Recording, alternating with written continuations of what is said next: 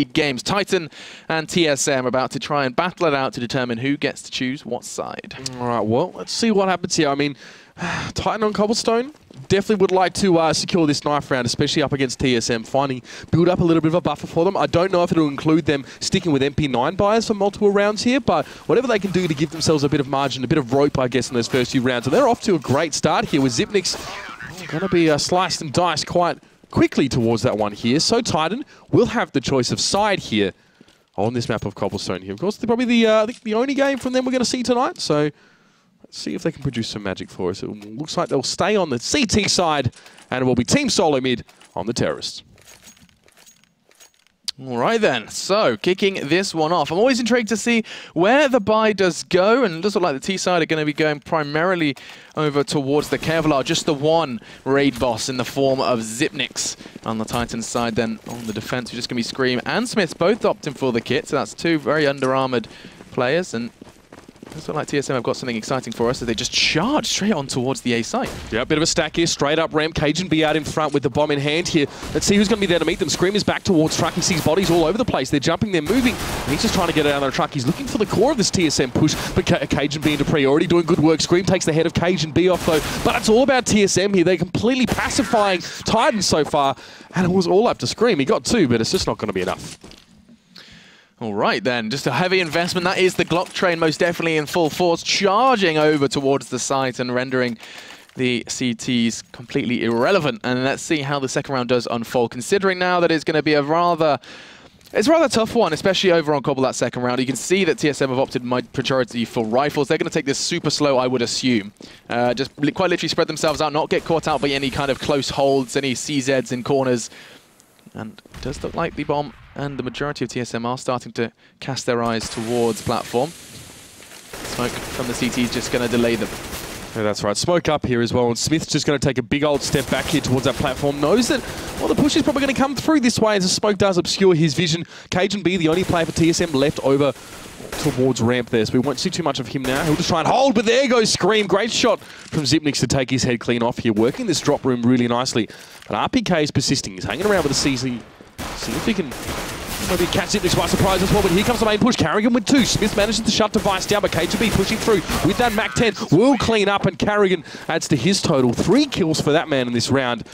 And Team Solomid are off to a brilliant start, of course. That was, I mean, very, very much what the Doctor ordered. TSM were not looking to lose any rifles whatsoever. Titan's entire mission was to take a couple of those invested rifles away from them. But no cigar. Now we're going to be seeing the full eco then from the French, and this should then be a second. Smart from Device to opt for the second Mac 10 as well, as they're most definitely confident they're going to be going up against some unarmored CTs. Quick way to shred through and get their way into the site. He did lose his rifle last round as well. I think Device opted for an AK. So we'll go with the Mac 10. The man on your screen now. Let's see what he can do. It's a very aggressive push straight towards existence. He will drop instantly, and Smith probably won't be too far away, but he runs out of bullets. Cajun and Xyp9x now doing work again from platform. They have moved down in shocks. Well, he's in no man's land right now, still over towards that A, so not a heck of a lot that man could do. Full eco, so why not go for something here? Yeah, I mean, he's just going to go and hopefully just pray a TSM member walks into his trap. That trap, of course, is rather flimsy. It's a P2K on a tight angle. Let's see if anyone chooses to escape via that route. Doesn't look like it's likely. I think Shox realizes that as well. Bomb still ticking away, and they are just going to be actually finally starting to make a move towards his location as some form of escape. It's only going to be Cajun B who is the potential prey into this trap. He can hear him coming. Absolutely no hope. Mac 10 to the face, and that's TSM's third. He took no damage there at all there. So Cajun be able to push forward. Shox just really hoping for something to fall into his lap there, obviously. But will be to no avail, and 3 Titan players are yet to secure themselves kills here. Solid now we move on towards the buy, and it's Shox who's picking up the AWP here as well. M4s for the rest of Titan, and a few grenades as well. Shox going glass cannon, important to note. No armor at all for the man. As TSM are, well, they're rolling in dough. Yeah, TSM are not going to be giving Shox anything early. Look at this from them. They have got something up their sleeves, and it's most definitely going to be a B play. There are 3 members from Titan about to receive. Good flashes as well to delay this fast presence. And Smiths, what just happened there? Didn't catch Carrigan's movements, but it did mean that Smiths could find his head so very quickly. And right in the CQB. And Titan, with that gathered, how much more can they find? A second. Nice boost coming out from the pair. And already TSM have been battered and bruised.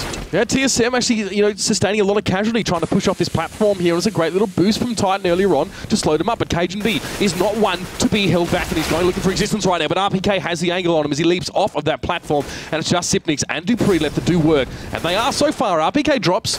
Xyp9x trying to look through the smoke as the bomb is loose through there as well. Scream also out in the distance. Shox has spent all round at A. He's now made the rotation towards Connector, but I don't know how much you'll see from here as Dupree now has to hold on his own. Existence does pick up Xyp9x. Nice flash. 1v3. Very nice from Existence. Again, just forcing this guy off. He's got no option, really, and Shox is the one to ensure it, as he does basically finally get over to the site and gets a taste of blood as well with the AWP. That should put it, of course, armor now for Shox, and it is going to be Titans first. Much needed for the boys, not letting TSM get too far ahead of them. TSM had something interesting up their sleeves for that one. Like, quite literally, just 5-man investment over towards B. You usually expect 1 man to kind of peter off. Even towards drop, they all headed towards platform as well, putting all of their eggs into one basket and not quite finding the win. 2 Molotovs here Same still again. for TSM. Yeah, if you're going to make the same push off from platform, no one to drop as well. So RPK going to be a little bit bored this round, at least for a moment. His Existence does smell this one. He sees a lot of smoke coming out. He and Smiths. No point boosting at this stage as the Molotov is going to deny that position right in that back little corner. TSM being a bit slower about it this time. Yeah, so early presence towards platform has changed. Those 3 players have rotated towards drop. As RPK is about to have a bit of a party as they are charging in towards him. He's got the P90. It should have been perfect, but no. Dupree and Xyp9x working together to take down the Sentinel of drop. And now there are 3 TSM members remaining. Dupree heavily tagged. He is the bomb carrier as well, so that's a pretty heavy price he's had to pay to the RPK gatekeeper, and Existence finishes it. Scrim's going to go hunting as well. Finds Device very easily, and CajunB last man standing. I think it was Device who had a couple flashes, but Cajun has nothing. But he's AK in a dream, pushing out on towards platform, and Smiths will be holding that same position, just has to poke out and take him down. And the Titan is slowing this down really, really nicely, stalling out as they do sit over on that B site. Solo may just have to sort of meet their maker 1 by 1 by the looks. So it seems, that's for certain, and that's going to be 2 then in a row for Titan. That's going to make things interesting now for the attackers. Are TSM going to go for the same thing again? That's twice they've kind of immediately put a lot of nades and a lot of presence over towards that B flat, B long, and it does look like we are going to be seeing a whole lot more over towards A this time. Whenever I think A on Cobble, I always think of what God B manages to change up on his assaults over on the side of Mouse. Always interesting to see his brain work. Very interested to see what Carrigan can open up at long A with Device there. And CajunB just holding bomb in mid here. So, I mean, it's pretty obvious here. If you're Titan, you definitely have a feeling that this isn't playing out the same as last round. The hiss of the smoke coming down towards the side, no flashes. So you know that you can spread out a bit more, and Scream is going to be over at long A as well. Carrigan in danger now. Maybe literally in a moment. So RPK takes down Xyp9x. Shox looking straight down into the ladder room. And the slow one from Team Solo mid, but that's just the way Titan like it. Smith will be up on that platform. Some shots coming in from Dupree, and he's lucky to get away with his life. Both of them down to about the same amount of health. Scream actually gets the better of Carrigan in the 1v1 over an A long. He went low in that one. Smiths will just play it slow. Or back up and wait for the push. His Device now trying to work on towards long A. Sees ahead of Shox, but can't connect, and Shox will respond with the AWP. Yeah, that's going to be a problem. That was one of the ways in. That was the key into the lock on A, but no. No cigar, and so it comes down to CajunB and Dupree, both of them creeping and crawling, and I think Smiths is the one that's going to be able to find the heads. RPK is going to make the call, does actually tag him up, and oh! Smiths did not look fast enough. Fortunately, RPK is there just playing back from the boulder, and that's going to be the last 2 frags necessary to bring 3 home for Titan. And that's now 3 in a row. TSM are going to be forced to just rock the P250s and the Deagles coming into this one. RPK really dependable in that scenario, definitely. I mean, last night we saw it on Overpass, that quick little double tap he got towards A main. Yep. Definitely a guy who could pull out that kind of stuff here in our Team Solo. Mid actually going for 2 50s and 2 Deagles, 1 smoke in the hands of Xyp9x, and absolutely no armor. And Titan, well, they're looking pretty good right now as well. AK over to the hands of Existence, Scream, and RPK, but looks like another push towards B. Their mission, their objective is to get that bomb down. If they're given a chance, they most definitely will. But they haven't done it with weapons. Don't think they'll be able to do it with pistols. I say that. Dupree did take Smiths out of the running. And ooh, a little bit of a tickle towards Existence. Not too much, though. Still got 75 points of health beating in his heart. A second for CajunB. And I think that's all she wrote. RPK again, just tidying up where his teammates struggled. Smiths and Existence did bite the dust, but I don't think that's going to cost them too much, considering their current stead. As the money keeps building for them, and that's only going to be the one then for TSM before they can put rifles back in their hands. It's going to be Glass Cannon then for CajunB. It's going to be the AWP on TSM. I'm intrigued to see where he takes this and whether or not we're going to see Shox and CajunB meet. Always quite a rarity, actually, over towards Cobble. It's only if we see like a fast kind of doors or long peek from the CT AWPer that you see these fast AWP exchanges. Shox will normally hold that sort of A long. He rarely will he push down in towards that middle room at all. So I like to play it back a little bit and then make the rotation to B.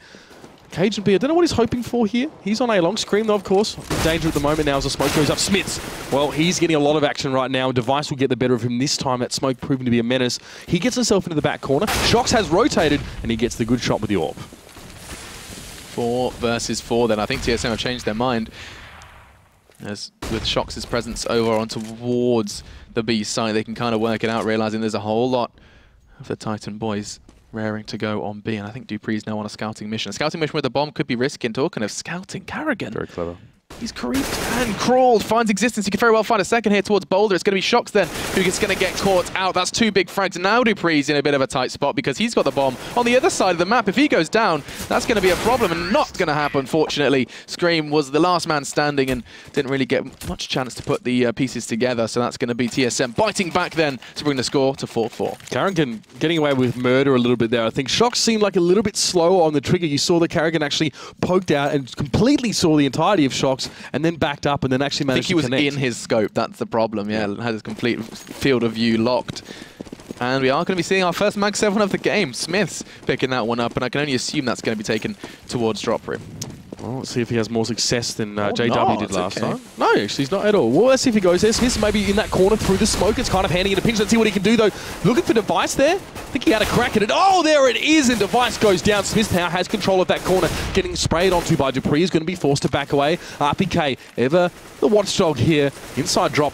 There's no push from Xyp9x yet, and he will have to hold on to that Molotov for a moment. But TSM going to take a moment here and then make another push. It might be Carrigan to be the spearhead here, but the Molotov forces him back at least for a moment, and Titan are stalling solo mid very well. This is nice. I like that from Smith. Not even going for the weapon retrieval initially. Does finally pick up that AK when he has some backup from Shox, and it looks like Shox could actually pick up the second one there. They're applying a whole lot of pressure.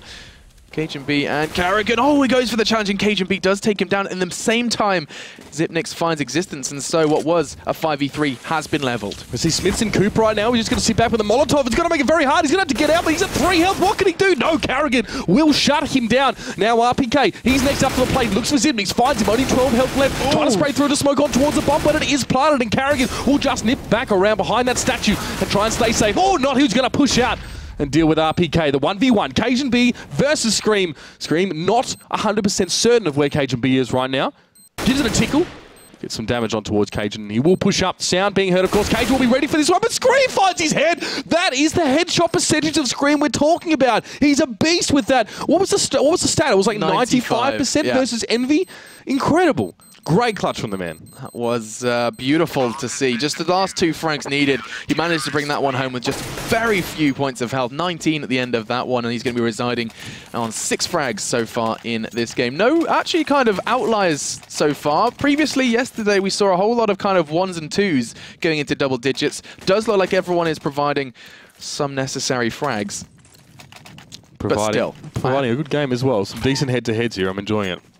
Yeah, that's for certain. I think the main point we're going to have to kind of stick on is how to tighten a structure in their CT, because it is very bread and butter. RPK and Smiths, your defaults. RPK likes to kind of fiddle between drop and Boulder, and now we are going to be seeing Carrigan draw first blood. Smith's now down and out. That could be the linchpin to a very fast TSM push. And indeed, it does look like it's going to be the case. Existence is going to be the one to try and keep them at bay. But I think a couple of nades, a couple of flashes, and he's going to be forced away. Yeah, I mean, that was Smith's going down through the smoke as well. It was very well read by Carrigan, and that puts all of TSM in a great spot up on that platform. But Existence now just trying to keep them honest here. A couple of shots going in towards him, and it does take Dupree, I think it was, quite low. He's not rushing. Just trying to find the heads here in TSM, just for a moment, deliberating where to go from here. Do we just push the envelope? Do we just force ourselves off this one? Dupree goes out, gets taken down. He just tried to bait that shot, but Carrigan also gets taken very low by Existence. And RPK does see Xyp9x. Xyp9x might not push that one here, but Device will take down Existence. Shox responding, and it's just Xyp9x left now who's in dropping. He's got to back away and go for the bomb. beautiful from Existence there. He kept the entirety of TSM at bay. He just had a big fat stop sign. He plunged it into the earth over on B site. And now it does just look like it comes down to Xyp9x. I think he can hear that boost taking place, and it's going to mean that it should be a very easy RPK head to find. It is. And then Scream and Shocks are all that remains for Titan. He has full health. He is going to be able to retrieve that bomb in any second now and continues his hunt for Shocks. There's no way in hell he's going to survive that one as the AWP bullet is plunged deep into his belly. 6-4 is going to be the score, and that's going to be Titan looking a little bit impressive, I have to say, considering just how early that frag came out on B. They didn't necessarily rotate that fast. It was just a case of Existence just completely locking them out with his M4.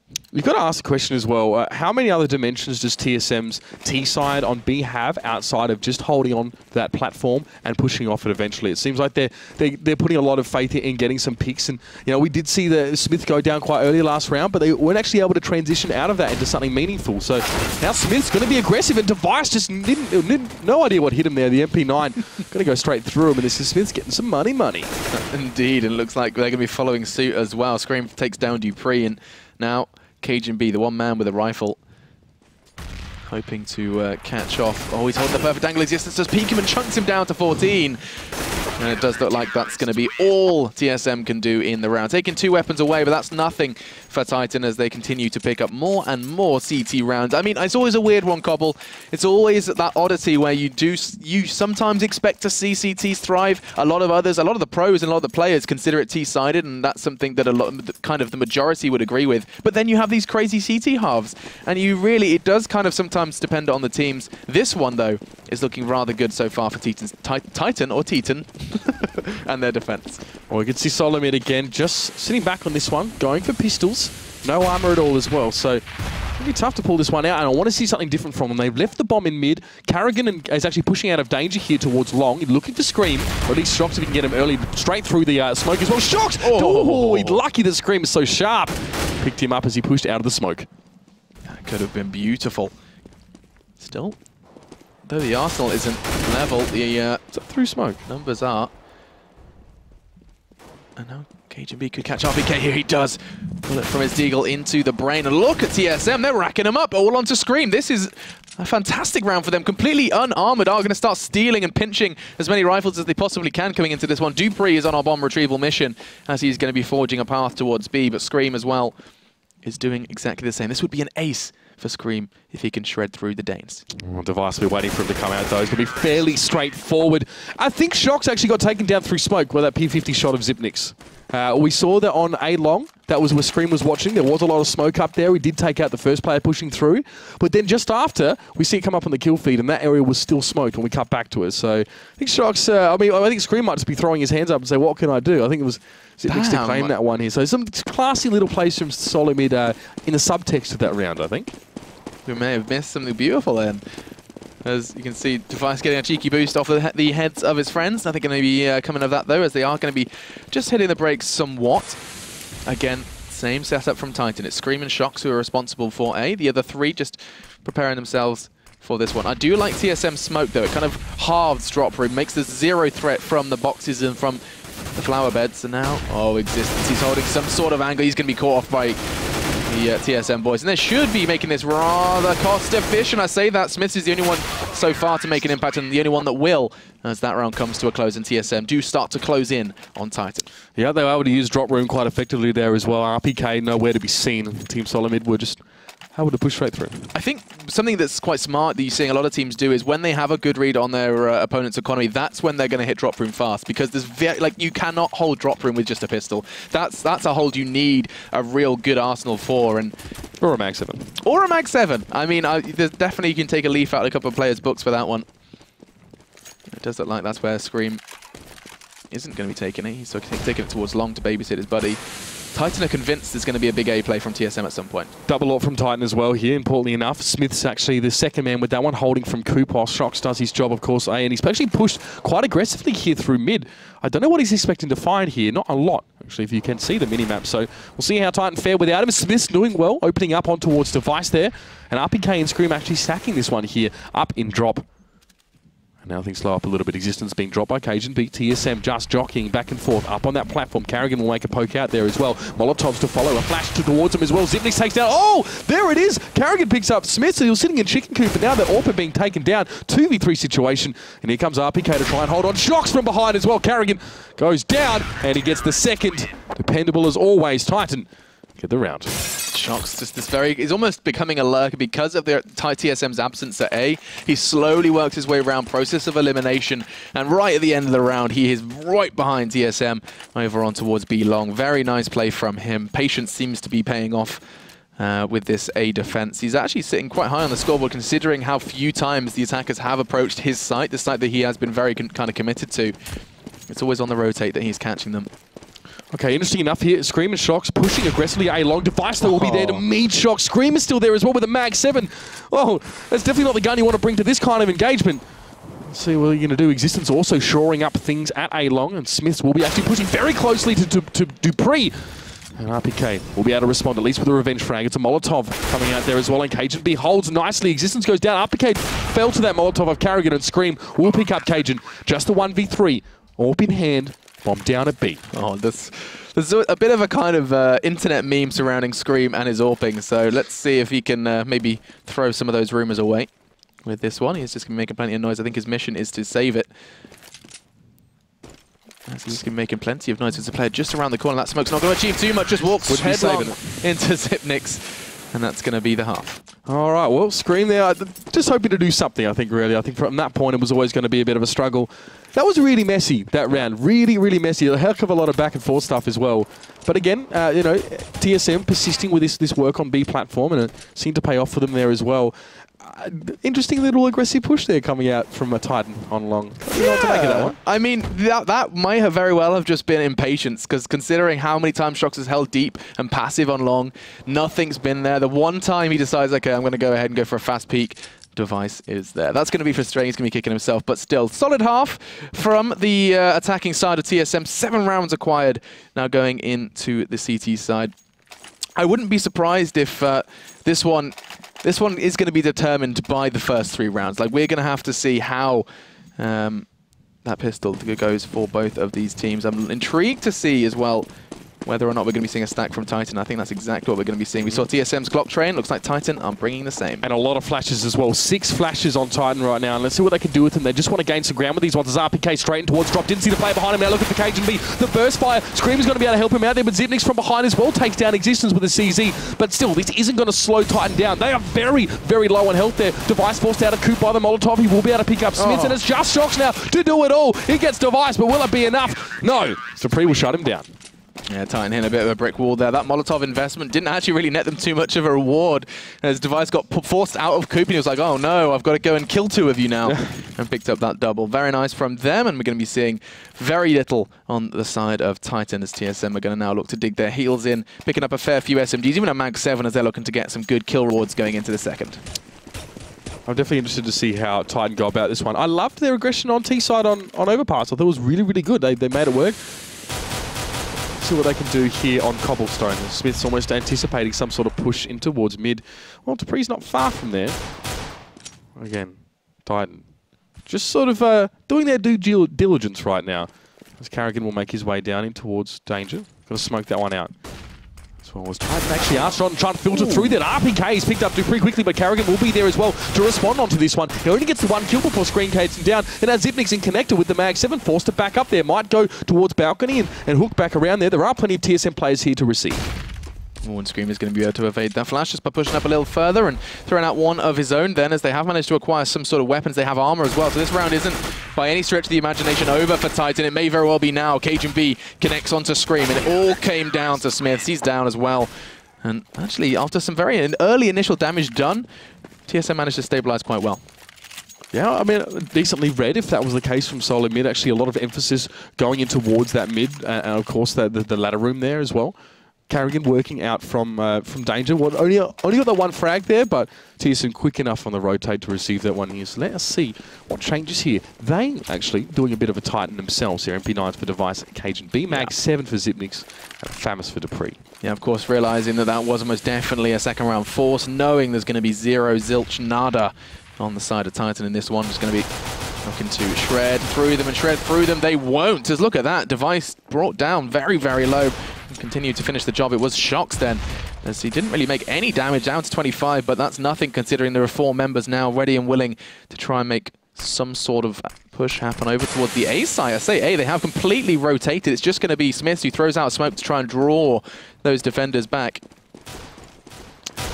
Titan there, just going on a wild goose chase. Yeah, Smith's actually is going to double back and head to B, so I don't know if he's trying to sell something here. He's got no nades to do that one with here, so maybe just a cheeky little pick on that platform here. But Cajun B, going to Molotov that one instantly. And now it's just Scream working, so Titan starting to gravitate back towards B through mid.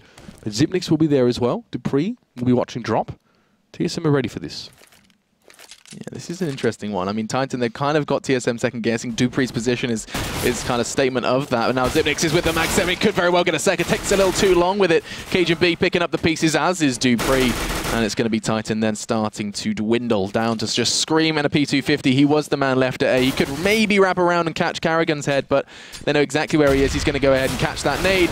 And he's going to be catching a cold now down somewhere else. 10-8 then the final score of that round. I'm not too sure whether or not Titan are going to be happy with that one. I think their mission has been to get the bomb down, and we've seen a distinct lack of bomb plants both in buys and eco so far on either side. I think Titan laid decent groundwork at the start of their rounds here. Shox was a good example, getting that first pick and still having a quarter of his health left, but when it comes time to execute, I think that seems to be an issue for Titan as well. I mean, it hasn't been easy for them. Now they have the buy. It's 5 AKs for them. They do have even a couple of Molotovs in the mix, so I'll be interested to see what they can actually make do with these ones. Maybe you think about tilt. Is that going to be a factor here?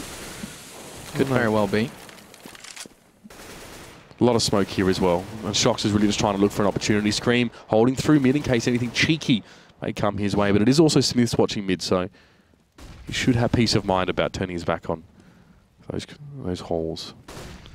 3 players for TSM on B right now. Flashes are coming out. And Zipnix is watching drop, but you can see Titan ready. With their parachutes on there, ready to go. Zipnix is going to get... Oh, he's going to throw the Molotov down. He's going to get smoked out of that one here. Does look like, yeah, fair bit of damage being taken by Titan, but Resistance is able to turn it around on towards Dupree, who was waiting from that flower bed, and now they're out towards Connector. Titan going to rotate towards A this time. A bit of a cheeky adaptation here as Existence picks up Zipnix, and Carrigan must get a decent couple frags here. Dupree's death is going to be quite costly. You can see he was the one that let them out of that flamey drop room, and now just Device and Cajun B remain. Seeing Dupree go down courtesy of Existence has really netted them that plan, netted them the round at this point. He was the one stopping that rotate. Very nice from them. Through drop, out, back and into Connector. As now it's going to be just Cajun B and Device. Just Device then. Yep. Shox creeping and crawling from B, completely away from the target site, and now Device is going to be kind of looking to catch something up in this tower. He's going to try and let down his golden hair. Yeah. Damn it, boys. We got the same path. That's brilliant. Yeah. Well, he's not going to do much here. Might look for a pick, of course. If someone's lurking back on mid, and it's actually RPK who is close by here, so Device. Wait, look for him. Oh, he'll just sit back on that one. This should very well just be called like the saving tower. You're never going to see anyone here unless they've got a weapon they want to save. And yeah, that's going to be important for Device, coming in with both the Kevlar and the rifle. Hopefully going to be able to make an impact in this one, because the rest of his team are not so lucky. Just going to be rocking what they can into this one. But straight off the back of the initial 3 then, Titan bite back with a very interesting play through drop. Let's see how they use Device here as well, with plenty of utility and of course that armor on him, plus the kit. Looks like he will be playing forward towards that platform here as well, hoping just to get the better of Shox as he now pushes out, but Device, the smoke's there. Device sees Shox first and he takes him out. And he's still able to survive that one. He just backs up a little bit. His Existence just gets the bomb out of there. And that's how TSM have been using that gun they saved last round. And now, of course, Cajun B has an M4 as well. So putting guns in the hands of the right people. But now Titan makes this rotation towards A. Dupree. For Deagle, looking down in towards ladder room there. His Existence is just trying to push his luck a little bit. Smith will head to long A in a moment and try and challenge Carrigan. I can see Carrigan is going to be the one to be challenged out. Over on towards long. Smith is going to try and do it. In the meantime, his buddy Scream has done exactly the same. Now it is a 3v3. Made 3v2. TSM are starting to pick up a bit of a pace here in this round, and it's going to continue to go. Now starting to snowball out of control. Just onto Smith. He's only got 10 points of health. They didn't have armor. They didn't need it. TSM acquiring a crazy round that they had no right to win. Titan are going to be kicking themselves. Smiths and Scream, the only boys to frag in that one. and that's big. That puts a level on the board, and that's also going to be causing some problems on the Titan camp. Absolutely. As I said, Titan's groundwork seems to be reasonably good. Yes, they lost Shocks early in the round to us, TSM that were on a save, but TSM really turned it around once the firefight started to get heavy. And now, of course, they brought up. Now they've got their weapons. Let's see where Titan want to go with this one. Where they're going to be poking and prodding. They sure better have enough information on exactly how TSM's set up by now to make some informed decisions. This is crunch time. These are the important rounds. And Titan wants at least at Smiths with the bomb in hand. Carrigan waiting for this push towards long A. He knows he's going to be coming, so he smokes up in a grenade to follow his retreat. Scream will be the first one to step up. TSM stalling it out now. Information coming across to the rest of them at B. Maybe we'll see some rotations here. Existence doing well in drop. He does get taken down, though, as Cajun was lingering.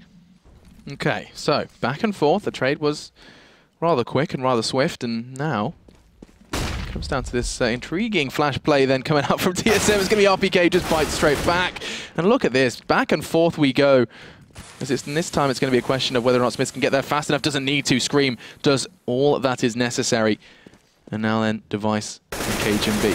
Spray from Cajun B does indicate he knows well and true that Scream's continuing his push. Does take him down in synchronicity with Device. And then all back into a 1v1, all square. It seems to be the case for this round. As soon as one frag happens, the other has to come back in. An equal and opposite reaction. And now with the bomb in, Smith just has to play the waiting game for Cajun B. Titan really need this one. Not just purely numerically, but of course, this is another round where they set up fairly nicely and then things have potential to fall apart here. So Smith's must hold his ground. He's got a fantastic vantage point, but Cajun pushes him from the right and gets that frag and solo mid. That's a crushing blow they've applied to the sternum of Titan. Yeah, that's 2 in a row. That's going to really make it a little sour. 3 for Cajun B in that round. Very, very important. As now Titan are going to be begging for a little extra coinage. You can see they're all sat around that 3 grand mark. It's probably going to be Armor Tech 9. You can see Existence has already done just that. And it's going to be starting to be a bit problematic. That one round where we saw that kind of save rifle and then a little bit of an armor and a deagle is all TSM needed. And now you can see Titan are looking to be pulling on loose ends. Yeah, well, it's a sawed-off shotgun here for RPK.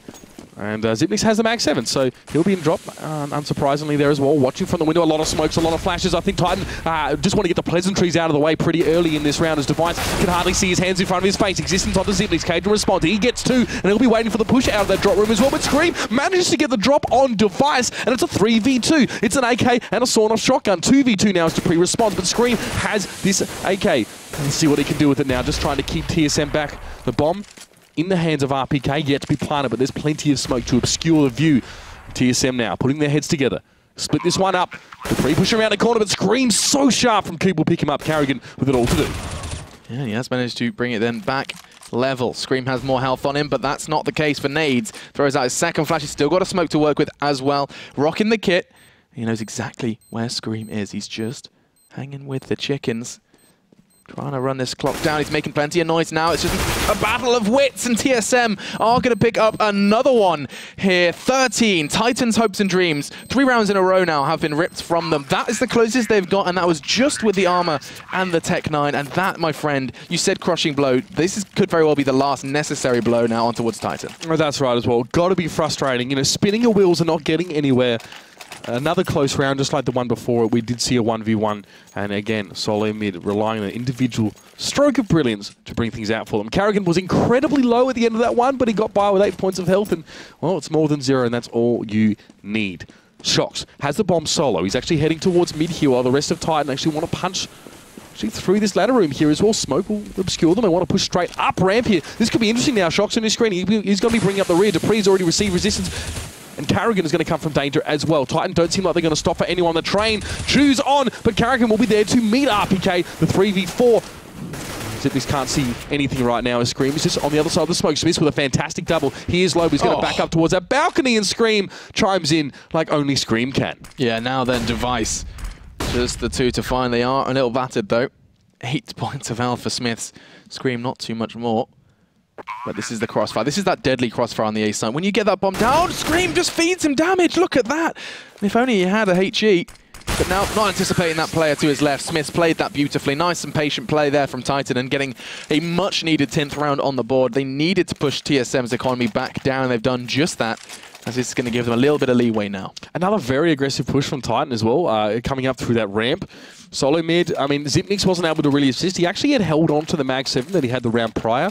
Actually, no, he rebought it, should I say. So he was holding from that sort of connector, couldn't really contribute until his teammates were down. So this time, Titan actually splitting in a different way to last time. Shox will go towards mid, Karrigan long A, and it pushes on towards B now. They're going to try and go for something standard, take control here of this ledge and work this site.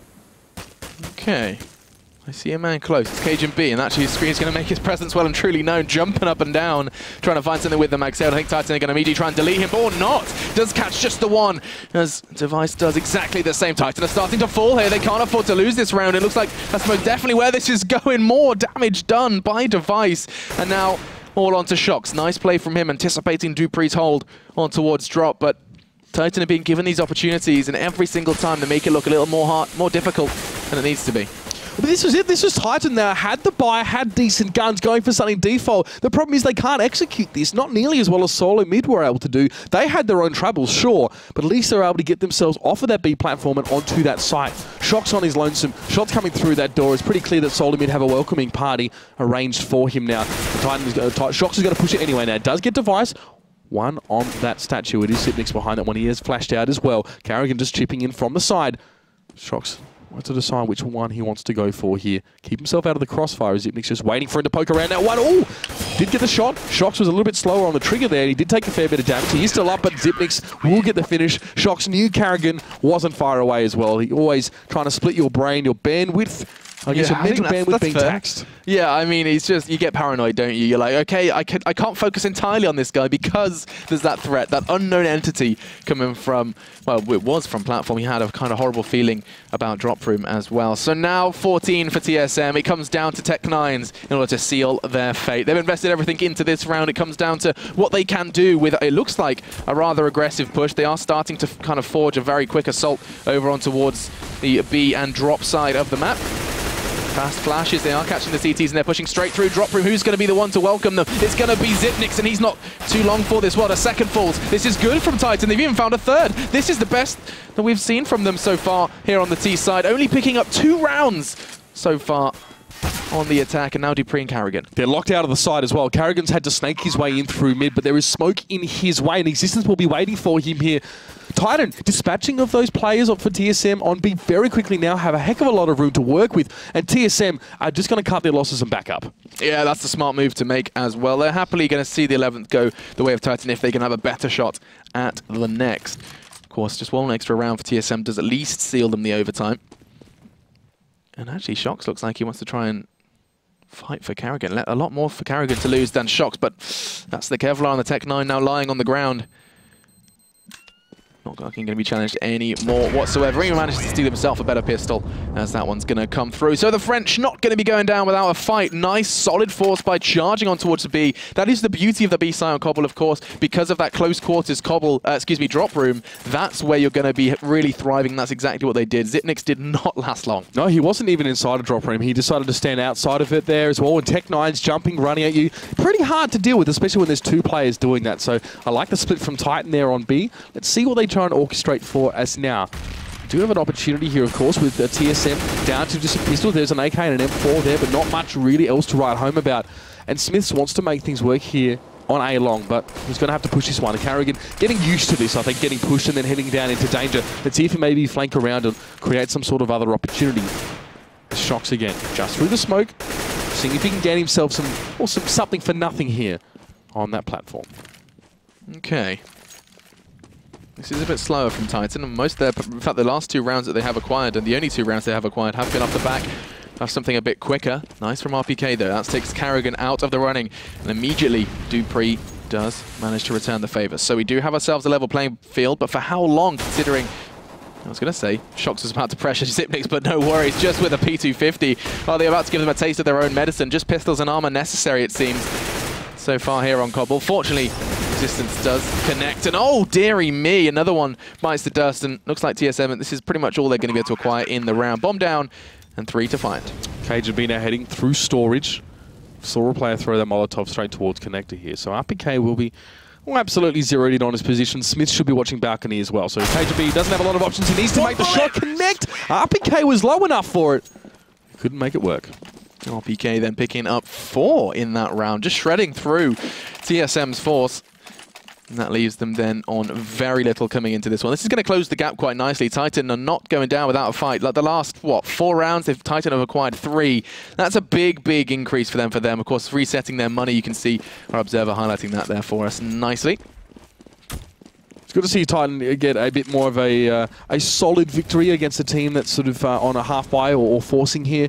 They've had some horror rounds already this game where they've just fallen to ecos. So let's see now as Team Solomid now truly forcing up with a few pistols there as well. P250s for Xyp9x and Carrigan. Dupree as a CZ man on your screen right now, and he's trying to get up close and work the close angles here. There aren't a lot in Cobblestone, especially on this side of the map, but he's trying to make it work as Carrigan looks towards long ace. This will be there though as well, shaving a bit of health off him. Carrigan thinks better of moving forward. We'll back up. Shox has already got himself into position up here as well, but he's got 3 TSM players right now to deal with. It may only be pistols, but they're all looking right at him, and Shox is just going to try and jockey around this box here. Did take down Cajun B. The rest of Titan are here now, and they're going to apply some pressure here. And Xyp9x now going head-to-head with Smith. He will go down, does a bit of damage. That's not going to be enough here in Titan. An easier time of this one here. Cleaner rounds is what they need. One of the cleanest, I think, we've seen from Titan. Not losing a single man, that's almost a rarity at this point. Always something found with the P250 or whatever the enemy team choose to invest in. Still, though, 14-13 could most definitely go either way, and one of the key determinants is going to be this round. Smith's bringing an AWP into play. Feels like it's a while since we've seen him on it, as Shox has been the primary AWPer so far here on Cobble. And it's going to be not too much of a welcome party for him. He's not going to get that fast peak, as TSM are trying something very different. Just a mag 7. Deviating from the rifles. Without getting ahead of myself, don't forget what I said about Titan's overtimes on Cobblestone here. We'll get back to that one if it ever is an issue, but RPK holding the bomb in towards mid, and Shox again seems to be the delegated player just to try and make the entry here. And RPK as well, down in towards that mid room. Taking it slow and steady here, Titan. Obviously knowing that TSM have been able to buy up here. Decent arsenal as well for them. Device, actually, so Xyp9x going for that mag 7. And he'll be in the very much expected location of drop. Is Shox trying to sell something, or is he just lurking? He's been very quiet about it. And the majority of Titan are setting themselves up for presence on it, but they're waiting for something. They're waiting for Shox to make some noise, to try and draw fire.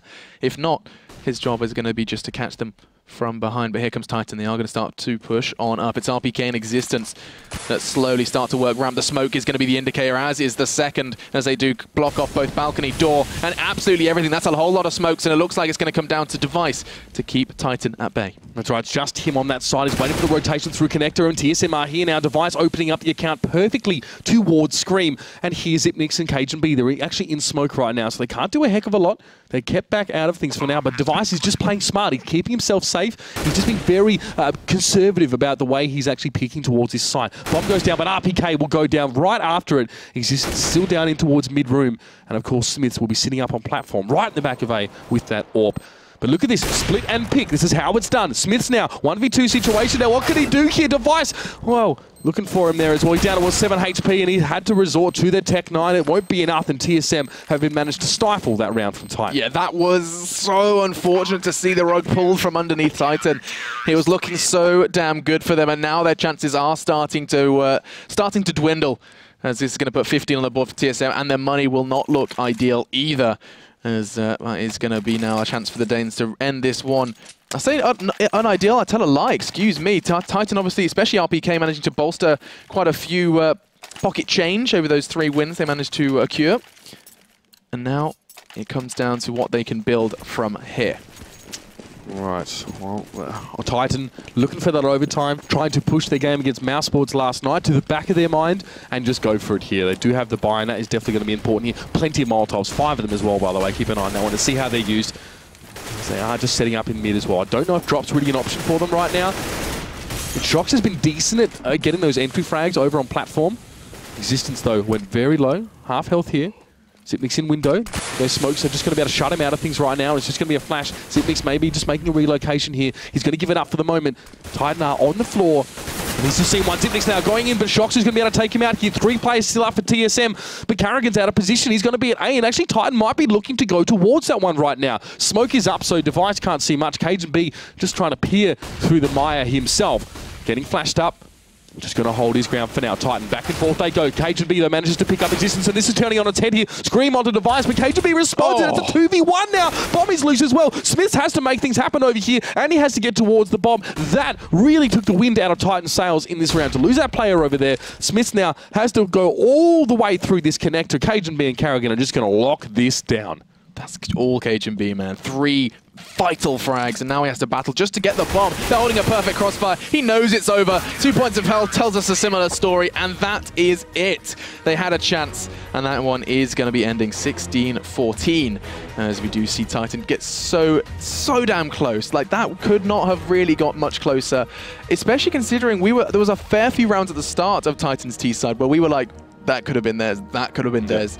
That could have been a very different result. That's right. I mean, it says it on the scoreboard, of course. It was quite close. We're seeing both teams having their own growing pains or their own issues working on towards that B side on their T side. You did see them, get caught up quite a lot. Yeah. Smith's on the CT side for Titan was very important as a very solid position there. He managed to stop TSM multiple times. And then we saw when Titan tried to do the same thing on T side, Shox played really passively, didn't always shove himself onto that platform, tried to get some picks through smoke there, and it was mixed results, I think, garnered for Titan there. Absolutely, but TSM retaining some of their wins then. They have just had one loss in about, 26 games now, as those guys are most definitely on form. We're going to be seeing more from TSM up next as well. We're going to be seeing the Danes battle it out with mouz Sports, who've been having a bit of a mixed bag of results for themselves. So, guys, when we're back, we're going to be seeing if TSM can continue where they left off first Titan.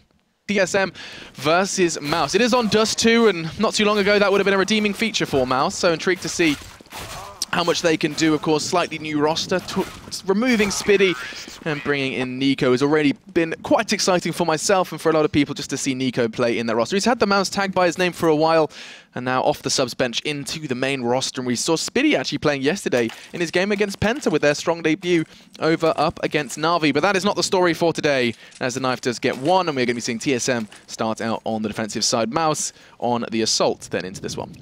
Now, TSM incredibly good on Dust 2, except last night obviously against NIP. Obviously it wasn't great for them, but that was Exist and Ali just doing some seriously good work. They smashed Fnatic on Tuesday, 16-3. Last week in the Pro League, they smashed Dignitas 16-3. They're going to be strong on this map. There's no doubt about it. Let's see how they transition into those later rounds now. As Karrigan already getting 2 for his trouble as he's pushed up on long. And, well, he's going to wait for mouz to pour out. Where was that call? I mean, Godby went down, and then Chris J just walked straight back into Karrigan. I mean, he'd seen it. He'd seen exactly where Karrigan was positioned. A little bit of a slow one there from mouz, but looks like they're going to be clawing their way back. Fortunately, Nex's aim a little too strong for CageNB. And look, he's done great damage as well. Zipnix and Device been chunked down to about, 50 points of health between them. And now, mouz, they don't have the numbers necessarily in players, but bomb's going in. And hang on a second, this is going to be a big challenge for him. And caught in the final seconds, it was Dupree who does catch him. And now Nico in a 1v3, looking to make it 1v2. He does so, and now 1v1 Nico. Oh man, the myth, the legend isn't going to be able to do it this time. Dupree, it does shut him down from long, and that's going to be the first round on the board for TSM. Can't doubt the man when he's got a pistol in his hand. Nah, Dupree, that was actually 2 kills for him while his opponents were mid-air. Yeah, that's true. Both times. Yep. So they were both jumping up, and he's managed just to take the head clean off. As well as, I think the first kill was 70-odd health and armored up as well, and managed to clean New hitboxes, that's what Dupree's in love with right now. That's 2 mid-air opponents. You wouldn't have seen that too long ago, but great to see TSM acquire that round with some mid-air fragging, and mouz straight off that. Look at this investment. They've gone, I mean, Nico off the back of his 3 kills, he's gone straight AK. Well, let's see what he can do with this one here. Chris J has also picked himself up a scout, and there's Tech9 for Dennis and Godby now. They're going to be pushing towards long here, but will this work out? Godby doing work with that Tech9, and Karrigan drops, and he was obviously that forward player on long for TSM. Chris J now wants to move up a bit. Next in mid, smoking those doors. The Deagle Blaze, of course. No other skin for that one as CageNB gets a lovely long-range shot on towards Nico, shutting him down. But the AK going to go over towards Godby now. Chris tentatively playing out a pit. And it's all 3 players from mouz on long, so they're committed to a certain extent here, because Zipnix can always rotate back through mid on towards short. He's going to make his way there now, but they're going to cross anyway through the smoke. CageNB spraying, but to no avail here. Next, moving very slowly, actually, hasn't rushed up onto that one. He doesn't know who's waiting on short, and CageNB, they'll throw a smoke of his own. Looks like a stack on towards the site coming up, but there's Next doing work, taking down CageNB. He's up on the site now, and the bomb is in his hands. We'll try and get it down. The TSM opportunity for the elevator has been taken away. The boost is not possible, but wow, jumping from dupreeh does find himself a frag, an important one at that, because now Godby and Chris J low on health, actually in pretty poor positions as well. The bomb is not ideal for Chris J sitting long with the scout. Now Godby is going to be challenged out, but Chris J does get the trade, and the bomb, he knows it's not ideal. Oh, it could have been beautiful. There's Xyp9x and Device, they were right there lining up for him. But fortunately, we do see him go down. A defuse coming in as well. A kitless defuse just to rub salt into the wound, and that's going to be TSM's second. Yeah, I mean, yeah, despite the bomb going down, Godby actually had the Tech-9 in hand, and he didn't cross across that CT opening while the smoke was still up. He stayed back and couldn't do much to help the side. mousesports had one on the side, one halfway down long, and one in pit, so they weren't set up to really work together as much as they would have liked. The bomb position was okay for Chris J, but still, the 2-stack for TSM on there was good, and this is just the dream start for solo mid now. Chris J again going for that scout. Next, with an AK in his hands as well, and mouz are forcing this one up quite a lot. I mean, that's crazy. AK and scout second round, now third round. We've got a Galil, an AK, and a scout in play. mouz are not going to be going for the just the pure pistol, the purist CSGO style of play, but instead, oh wow, 2 bullets and a kill for CajunB. Very efficient as Chris J does bite back with his scout. He's going to catch a glimpse of one as well through doors. Looks like the flash is going to be coming in from his teammate as Chris J looking to go aggressive, just snatches the M4 and is looking to find CajunB and does so. That is beautiful stuff. As now mousesports, they have an advantage. They are all armored to the 9s. And it's just a decision now. Where do they want to go? They know they've got the CT scattered. Those 2 frags in middle have done great work for them in keeping TSM kind of locked in to those positions. And actually, I think Chris J's anticipating this from Karrigan. Oh, does big damage, not enough. It's Karrigan's MP9, nets him the kill.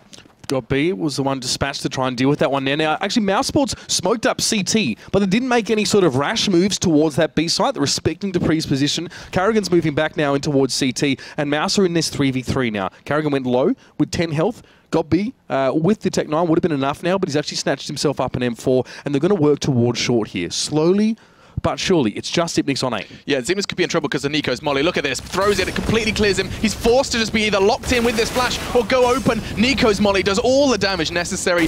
Worthwhile investment for him. That's now all on to dupreeh. He's locked out from the smoke. Beautiful implementation of their nades there from mouz, using what they had to the very best they could. And now the 3 players are going to lock themselves in and make sure that that bomb cannot be defused. dupreeh knows it as well. He's just going to go ahead and just hold something towards long. And mousesports, they have, I mean, they've been applying pressure relentlessly on towards TSM. And by constantly putting whatever they could into their hands, it's netted them quite an early round. Karrigan got completely nullified there as well. He was in CT. I don't think his position was overly aggressive, but he got taken out very quickly. And now it's just dupreeh, of course, who's just sitting inside that long hole. And he will wait. We call it bedroom back in Australia. I'm pretty sure that's not relevant here. Where's the bed? Yeah, I don't know why bedroom. I have no idea why. It's just something that it's just I'm fine with it. Doesn't look exactly homely. It looks like a really average B&B in a third world country. But I wouldn't want to stay there. I'll be honest. But maybe that's just what you Aussies are up for. Open roof experience. Right? You can see the stars at night. You can sell it. You're a salesman, Mitch. I like it. Either way, we are going to be seeing still an absence of rifleless rounds as both teams this time going to be equipped. Chris J, a scout no less, and is going to be trying to catch someone on the cross. Not going to find it just in this one.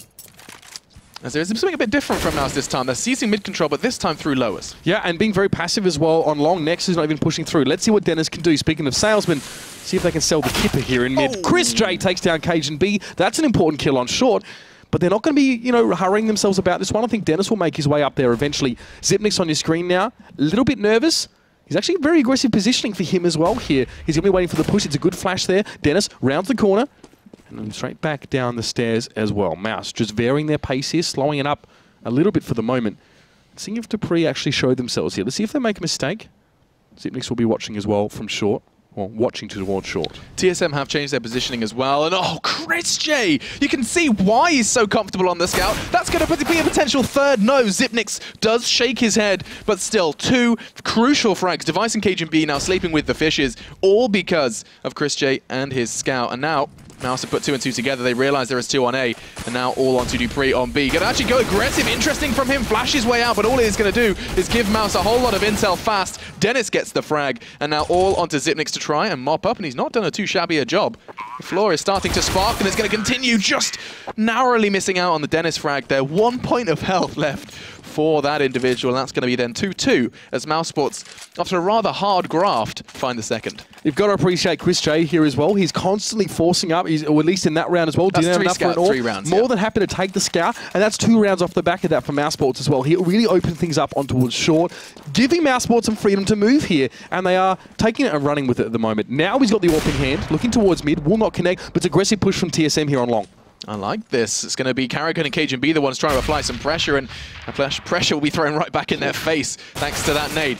Dennis is going to find Device holding that close angle, and it's very clear already as to what TSM's plans were here. Try and catch someone out early. Not going to be happening, as Nex was happy to babysit the top of, I'm going to call it bedroom. There you go. Oh, don't. Just don't. Zipnix and Dupree though in the meantime are going to be doing something and getting some damage done on towards Mouse. This is all right from TSM.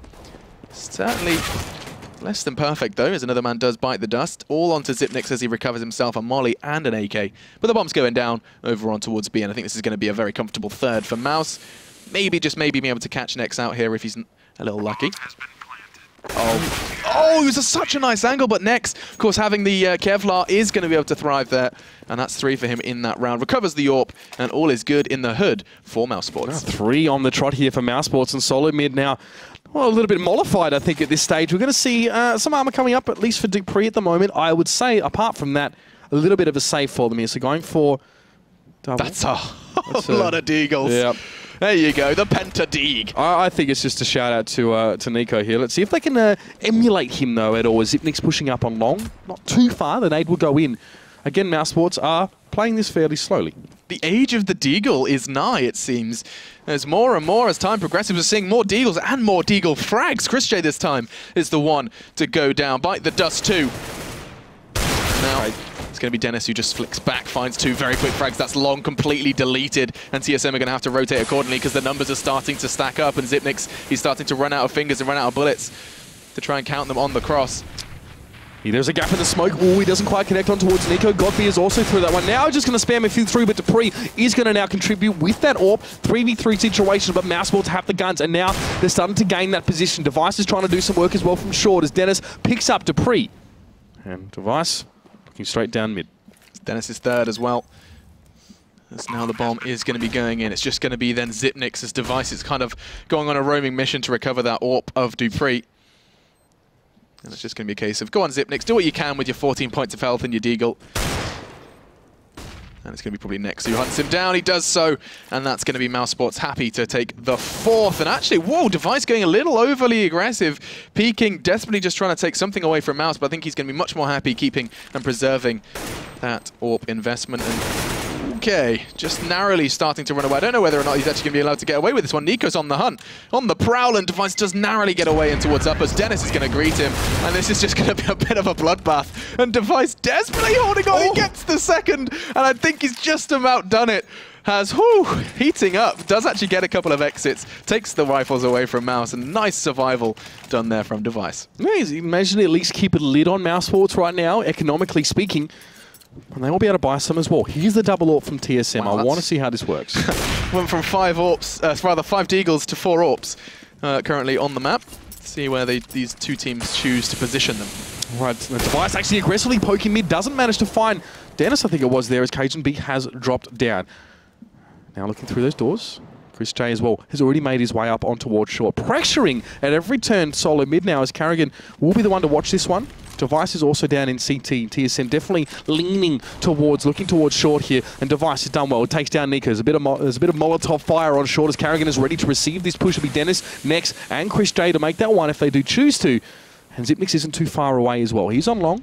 Godby may even make his poke around there momentarily. Yeah, so Mouse, they kind of considered short play, but I think they've been thrown away by TSM Smoke, at least delaying them to some extent, because the bomb is actually backing up towards long. I think that's going to be their point of execution. Zipnix, the man that's waiting. He's holding the angle tight, hoping and praying it's going to be a mousesports head that just walks into that crosshair.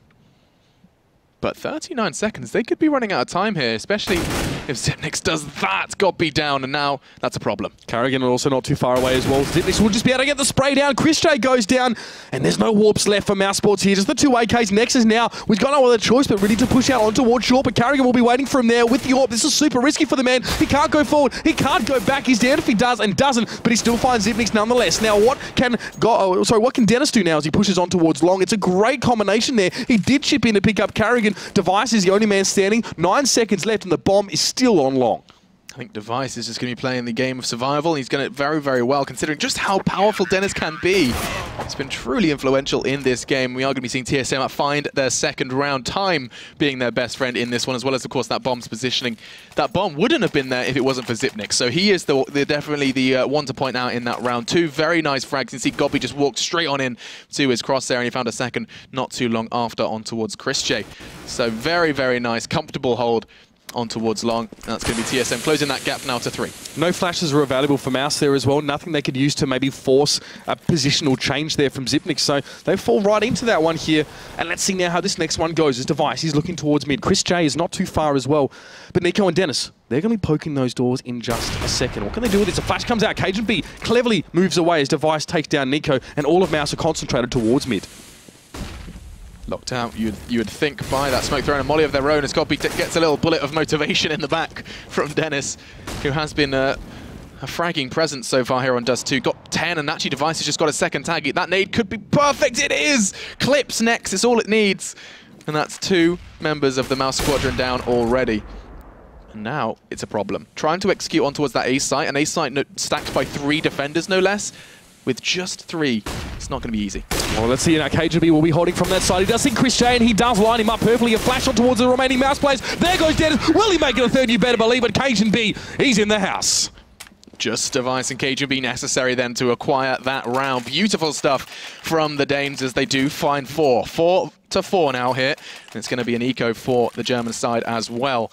Coming in to this one. This is where things slow down. This is where you're going to expect TSM to play and try and keep the T side at arm's length, because as soon as that Glock train starts moving, if a couple of ranks get exchanged, horrible things can happen, and so you're going to see TSM, you would expect, go for something different. And look at that, they straight away are all up to B. That's not something we've seen from TSM before. 3 players ready and waiting to receive anything on towards B initially, and now they start to rotate back for that mid hold. mouz Sports not opting for any sort of stack or a Glock train, as it were, in this one here. You can see they do have a couple P250s in hand, and they are looking towards mid. But the bomb is down in mid as well. And well, Device and Cajun B are both watching this one from mid as well. Device just wanting to connect on towards those doors. The Deagle comes straight out, and that's quick draw McGraw for you, ladies and gentlemen. It's just Dennis left.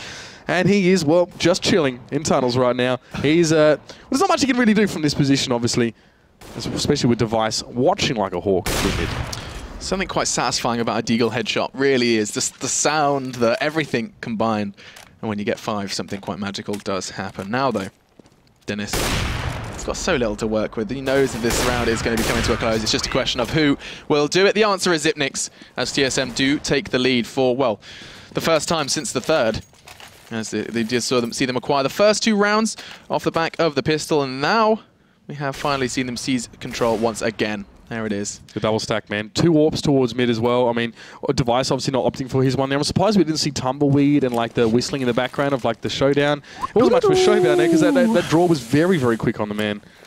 And here we go, mouz with 3 players heading towards tunnels. Nex and Gobby are hanging back a little bit here. You can see now a little bit more of a delayed work towards mid on this eco for mouz. They've got 3 Tech 9s and a couple Deagles. They do have some flashes and smokes to work with, but it's how that they're employed that will be more important. Yeah, this does start to look like a bit of a mid to B setup, and there it goes. The flashes and everything. Chris J, he caught a glimpse of a CT, needs to finish the job. Finally he does, as it's going to be Dennis's job finished. Beautiful from Chris J. He finds 2, and actually Nico's gone and done what Nico does best with the Deagle. Cajun B now down, and this round, it's a force no less. Just pistols and armor for the majority.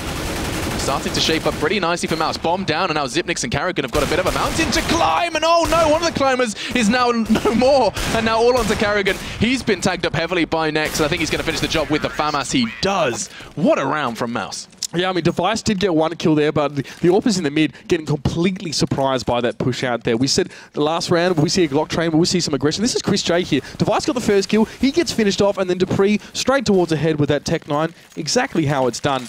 I'm not ready for such aggression, especially since Device, I think it was Dupree earlier on, were able just to watch towards mid and get the double. Now then, double AWPs on either side once again. It's always interesting to see if anyone can survive the cross, and indeed, two did. dupreeh and Device still kicking after the start there for mouz.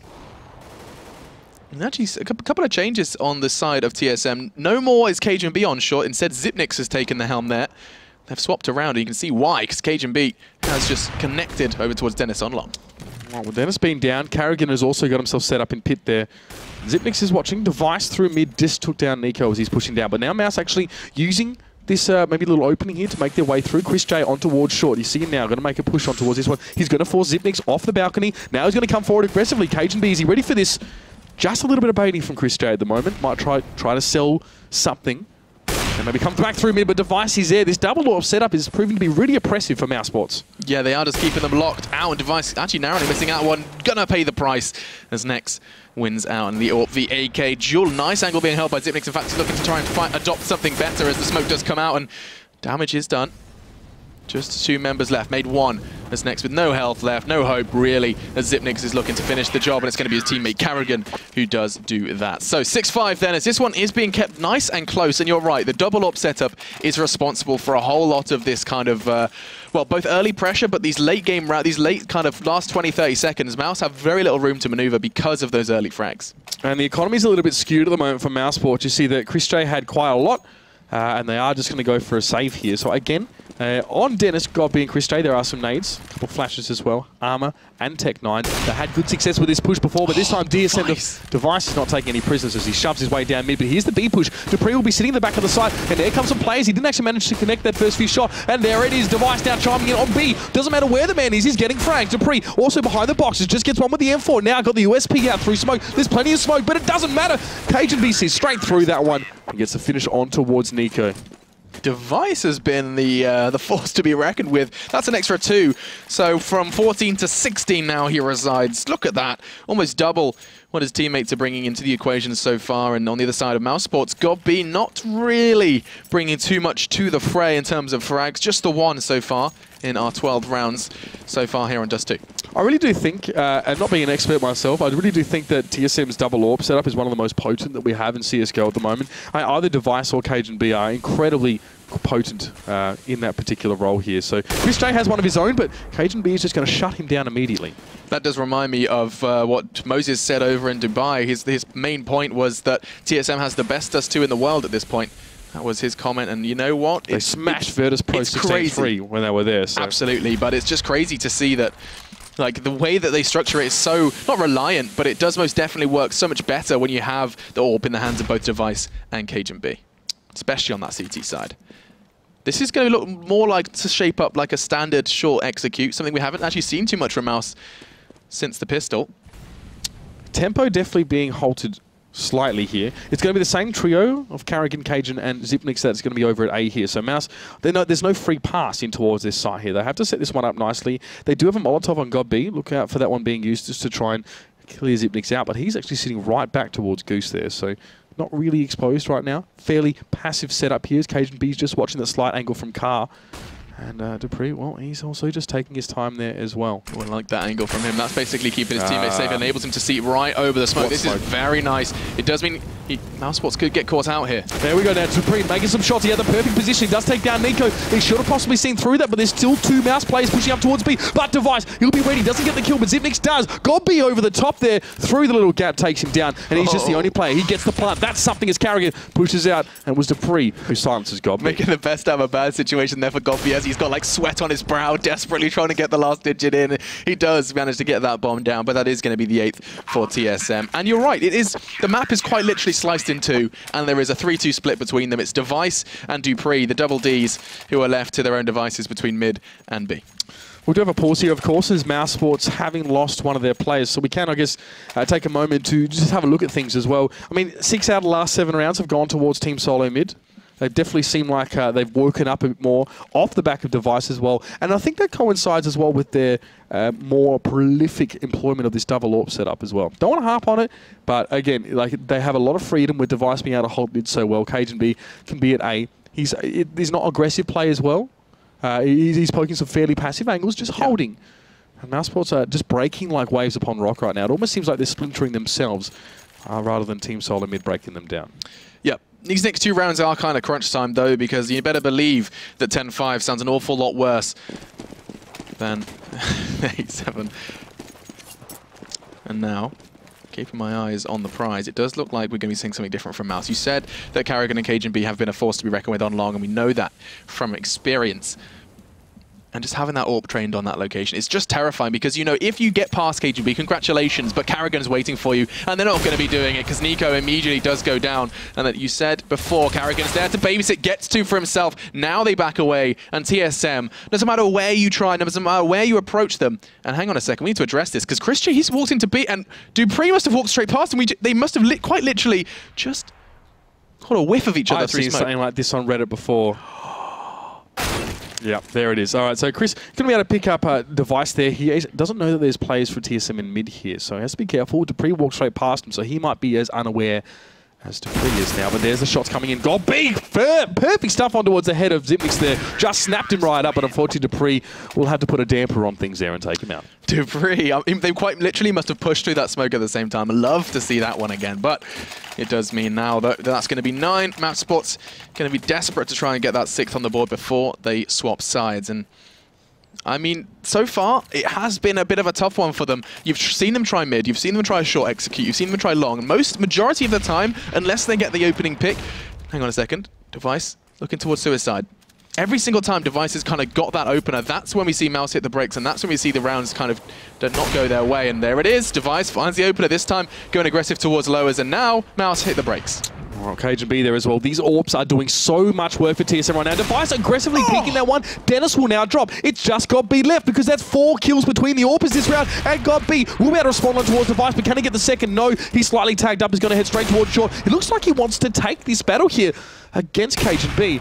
I don't know anyone would really want to do that. Even on a good day with a no-scope gets the job done. Xyp9x now will push towards him with a CZ and karrigan to finish the job. This is what I'm saying. I don't really think mapsports have a response to this double AWP setup, and they had this same problem the other night as well when they played. I mean, Chris J trying to break down the double AWP setup of Titan, I think it was, on Cache, and he couldn't do it.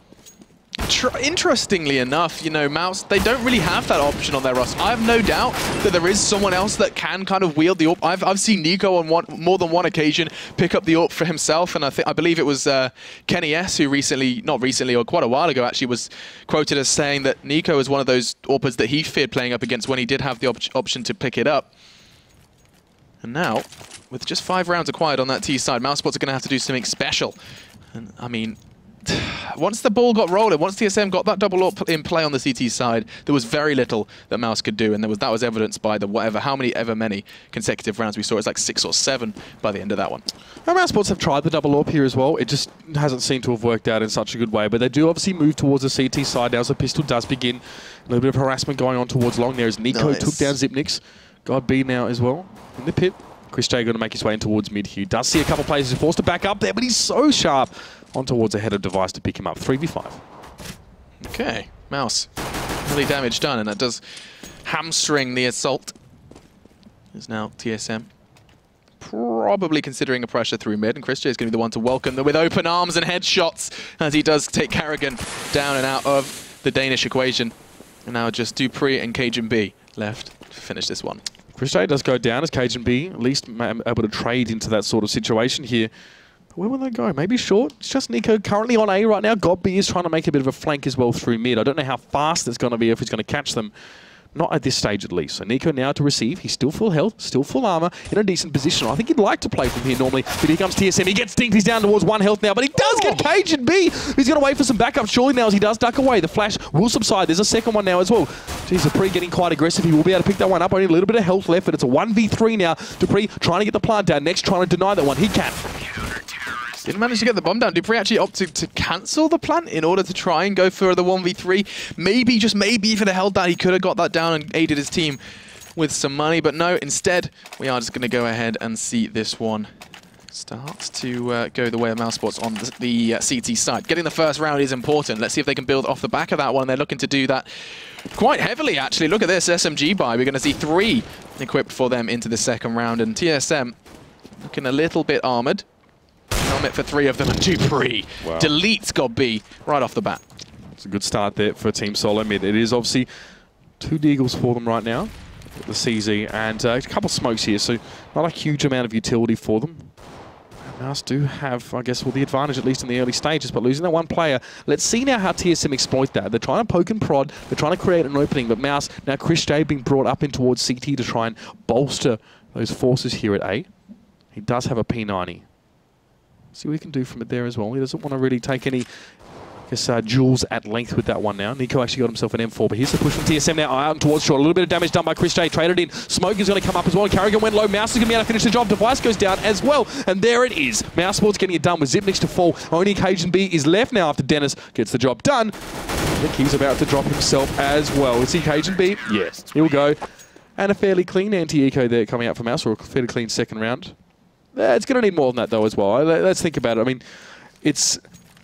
The burst from mouz is coming in fairly isolated situations. In the last half, they managed to pick up a 3, and there's Dupree doing just Dupree things. Yeah, very, very quick dispatch of God B, and now we're just going to have to go ahead and wait for our mouz, our missing mouz, before we get back into the action. But I mean, you know, that's exactly how TSM started. They got the first 2 rounds, and then mouz Sports started to find their footing when they were on the attack. So intrigued to see where TSM choose to take this round, especially considering their money they did force into that round. So we're going to be seeing them a little undergeared. Well, I mean, definitely what I want to see as well, once we come around to those buys, we're going to see Solomid go straight for the double AWP, try and save a little bit for that. I mean, looking at money at the moment, it's hard to really discern if... I'm not sure if they use the double AWP as much on that T side. It is, I mean, especially on Dust 2, you usually want to rely a little bit more on those rifles, as finding picks can be difficult, can pose a bit of a difficult task. Unless you're capable of finding that pick at long consistently, or even just doing damage on the early cross. Can be a bit of a coin toss going towards long, I guess, on that T side. mouz Sports waiting for their next player as well. And it's only the second game of the night as well, so we've still got a couple more to come. And mouz Sports, again, you know, for them, it's been a little while since we've seen them sort of on Dust 2. They haven't played it actually in this season of Pro League, not yet anyway. So. Of course, they did beat Winterfox and Liquid to qualify for DreamHack Cluj, so they're through to that one. Unfortunately, Penta not so lucky. That's why we've seen the changes from them. Trying to gather as much experience as they can. And important to note as well that mouz Sports' statistics on Dust 2 aren't terrible, but a lot of their wins are coming against what you would probably call Tier 2 opposition. Yeah, I mean, so far, mouz not been having the greatest couple of weeks. Just recently, in fact, off the back of yesterday, earlier on this evening, we saw them play up against CSGO Lounge over in Sevo and lost that one out. I think it was in two in a best of 3 over on Overpass and Cobblestone. So really not been finding footing so far in the past few weeks. Now though, TSM bringing very little to the battle, and it's going to be very clear the mouz Sports are going to be shredding them down. Next with his P90, Chris J rocking the MP9, and they're just taking pocket change gifted to them by the Danes here. Now just all on to Cajun B, and he's only got 9 points of health. That's right, he'll just hang on there and see what he can possibly do. So mouz Sports, unsurprisingly, there will be able to win that one out, and now we do go in towards our buy rounds. So this is what I want to see. Solo mid, see what they're going to go for. It's just Carrigan actually going to go for the AWP in this situation. No Cajun B, no device with that one. I'm not going to speak too soon, but I do still see an SMG for Chris J. And next. Yeah, yeah, okay, rocking it. They know they're going to be going up against some form of full buy, you would assume. And no, rocking a P90 and an MP9 then here on the CT side. Probably going to be holding some close angles. Dennis is the one wielding the AWP here as he looks to try and keep B safe and sound. In the meantime, Chris J anticipating that flash towards short, ready to flick and frag TSM member. Zipnix and Nico just trading out here at length, and it was actually Carrigan's push really aggressively through mid as well. Bear in mind, he's the man with the AWP right now. He's trying to create some sort of opportunity, but there's Chris J, was ready to turn around, but not quite fast enough. A device to pick him up. Now got B. No one likes to be in CT in this sort of situation, especially when people are moving towards A, but that is where he is, and Carrigan will make his way out on towards there. Nico there, couple of little cheeky shots. He will be able to pick up device, but he has to deal with Carrigan, and maybe he knows that he's going to back away a little bit here. See what he can do. Zipnix was also threatening. He's been there all round. Flash came in, and the bomb goes down. Very slow from mouz Sports here. Yeah, this retake's going to have to be swift, though. try and pick up the pace somewhat. 3 members of them all looking to come from CT area. Nico's the only force coming from long. You would expect finally going to be making the move as Dignitas has done the same. Backed away, and actually Dupree is the one to come alive. Finds 2 very quick frags and looking now to find his third, as it's actually going to be Cajun B. Finally Dupree does connect his third, and Carrigan's having issues. Now onto Nico. We found 2, realizes time is of the essence to just get out of there and maintain what he can. As Zipnix kept him, I mean, that was actually mind games from Zipnix. He was present on long for so long, finally saw that Nico was checking him, and he just went for the long rotate, playing the long game back towards short in order to make sure Nico didn't have that presence of mind. And so it is going to be then 8-11 as another pause. This is our 3rd pause so far. I'm wondering who we have lost this time. I mean, I'd love to see statistics on retake percentages when you're playing out from CT as well onto the A site. Because it really seems very, I guess, oppressive to play out from that position as well. And Dupree was quite happy. I think he was sitting on short in that case as well. Managed to pick up 3 fairly easy frags as Mouse pulled out. Yeah, that's the beauty of CT, is that it does enable you to have some fantastic angles if there is a presence, like an enemy T presence in mid, or if they're going for like a mid to B. That's why it's such a common spot. I mean, you look at Freakazoid CT over for Cloud9, and every round he will play CT in to some degree. And now the problem on the other foot, on the other side of things, is that as soon as the bomb goes down on A, you are a sitting duck. You're either coming from short, or you're going to have to make the tough push over towards elevator. Yeah, I mean, it's a height advantage as well that you're always having to fight up against, especially if you've had mid denied away from you. But again, Mouse Sports will have to be looking for their 5th player here as he does drop. Team Solomid obviously picking up that last round here as well. So that's their first round of this half. And as you can see, they have been able to keep the money flowing, as it were. No AWPs for them this time around. On the scoreboard, Dupree performing very nicely. The rest of TSM also, not too much variance between those scorelines. Reminder for you guys is you are waiting to see this action unfold. There's more CS on the way. We have Dignitas versus Fnatic going to be our 3rd game of the evening. Going to be great to see the other Danes try and battle it out. It's always interesting to see like their rise to power, because they are sitting currently, I mean, you know, with the whole imbalance with matches played, but they are sitting around 5th place currently in the Pro League in our standings. So it's going to be great to see Dignitas going up against Fnatic, and just to see if a well-performing Dignitas and a slightly underperforming Fnatic poses us with a fantastic game over on Mirage. Absolutely, and it'll be good to see how Mirage actually sort of plays out. I mean, you know, Dignitas on Mirage as well hasn't exactly been super stellar. They actually lost to Immunity. Come on, boys. But they still qualified for DreamHack Cluj, but during that qualifier, they lost that one as well. Also, DreamHack London, they played that twice and lost to TSM and Envy 16-6 for both of those ones. So we'll get on towards that one. I would say it's a terrible map as well, but Dignitas are still yet to really establish themselves as a true driving force. I think they've got to grind out a few more games, and Fnatic as well will be desperately seeking that win to get themselves up and going. Yeah, I mean, they could be quite a fall from grace if we do see Fnatic not holding that top spot. TSM are kind of hunting them down at this point, and this win would most definitely put them another step closer to that. And then the final game of the night will be Dignitas up against Mouse Sports. So getting to see the form in which Mouse Sports are in will be most definitely interesting for me. I mean, there are still some kind of question marks surrounding Dignitas. I mean, you know, one of the things being this whole Schneider edition pimped out on the AWP. We'll talk about all of that a little later, because I do think it's time for us to turn our attention back to the game. Mouse Sports going to be going up against a fully bought TSM, and we have got our final man back in the server. I think he's having a few connection issues, and hopefully we can see them resolved. Well, this is a full buy for Mouse as well, if you look at the money. So they can get themselves all in sundry pretty much ready to go here. So an important round as well, as they want to just sort of keep solo mid within arm's reach here. Obviously losing that last round, they can still go for the buy here. We are waiting for clearly some connection issues to be addressed for one of these Mouse Sports players here as well. And better to sort them out now than later on, as they do still have some matches to play tonight. It'll be interesting to see how they go. Obviously, Mouse Sports currently in 8th place in our league. They're 3 wins and 4 losses. And TSM, before tonight at least, were in 3rd with 5 and 2. In that peloton, as I call it, as to use a cycling reference, I guess. That. Okay, you know, like steal that one. You know, obviously a lot of teams are still sort of at 5 and 2 at this point. And as I said, Dust 2 for TSM last night was where NIP actually managed to beat them on there as well. Existent Alu really, really firing in their map. But still, I wouldn't be counting TSM out on this one as well. Yeah, the score is looking quite close, and I attribute that a lot in a big way to Mouse Sports as well. No one's really saying that you know, Nico's been a bad addition, of course, coming in from the sub. I mean, the other night, obviously going 1-1 against Titan as well, there were some issues that were starting to sort of be exposed for mousesports. Again, they're just trying to get as much practice as they can, of course, before the next major. This ain't a bad way to do it. Just around the corner. Yeah, it is. That's going to be really worth a watch, and keep your eyes locked on TSM as well, as they are still battling for that major victory. Always the bridesmaid, never the bride at this point. But away from the game then, it seems, because these guys are still having some connection issues. We're just waiting on, I think, well, I'm seeing Chris J and Next are the ones that haven't bought, so that's always my assumption that those are the guys that are having issues.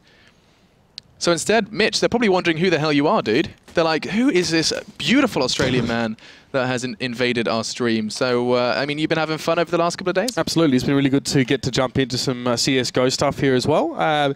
Obviously, I did a fair bit of it over in Australia. Yeah, what were you doing over in Oz? Because, I mean, the Australian CS scene, is it not just casting a whole lot of Renegades immunity? It was. Well, it was Vox Seminole immunity back then. Absolutely, yeah. Yeah, so it did a couple of things as well. Like our main events, I guess, were sort of run by Cybergamer, which is a platform over there. Use Cybergamer? Yeah, now, obviously, with ESL over there, they're doing some more stuff. But the Fnatic Azubu Masters was good fun. We actually had Devil Walking Khan come down. We casted some show matches, did a bit of that. And, of course, as well, the Australian CS scene is incredibly volatile and always changing. For a long time, it was always Vox Seminole or Renegades, as we now know them. Now, Immunity is stepping into the limelight as well. And, of course, there's some teams that are really quite close behind as well. So, hard for me to sort of be away from all that action as it happens, but I'm pretty pumped to be here as well.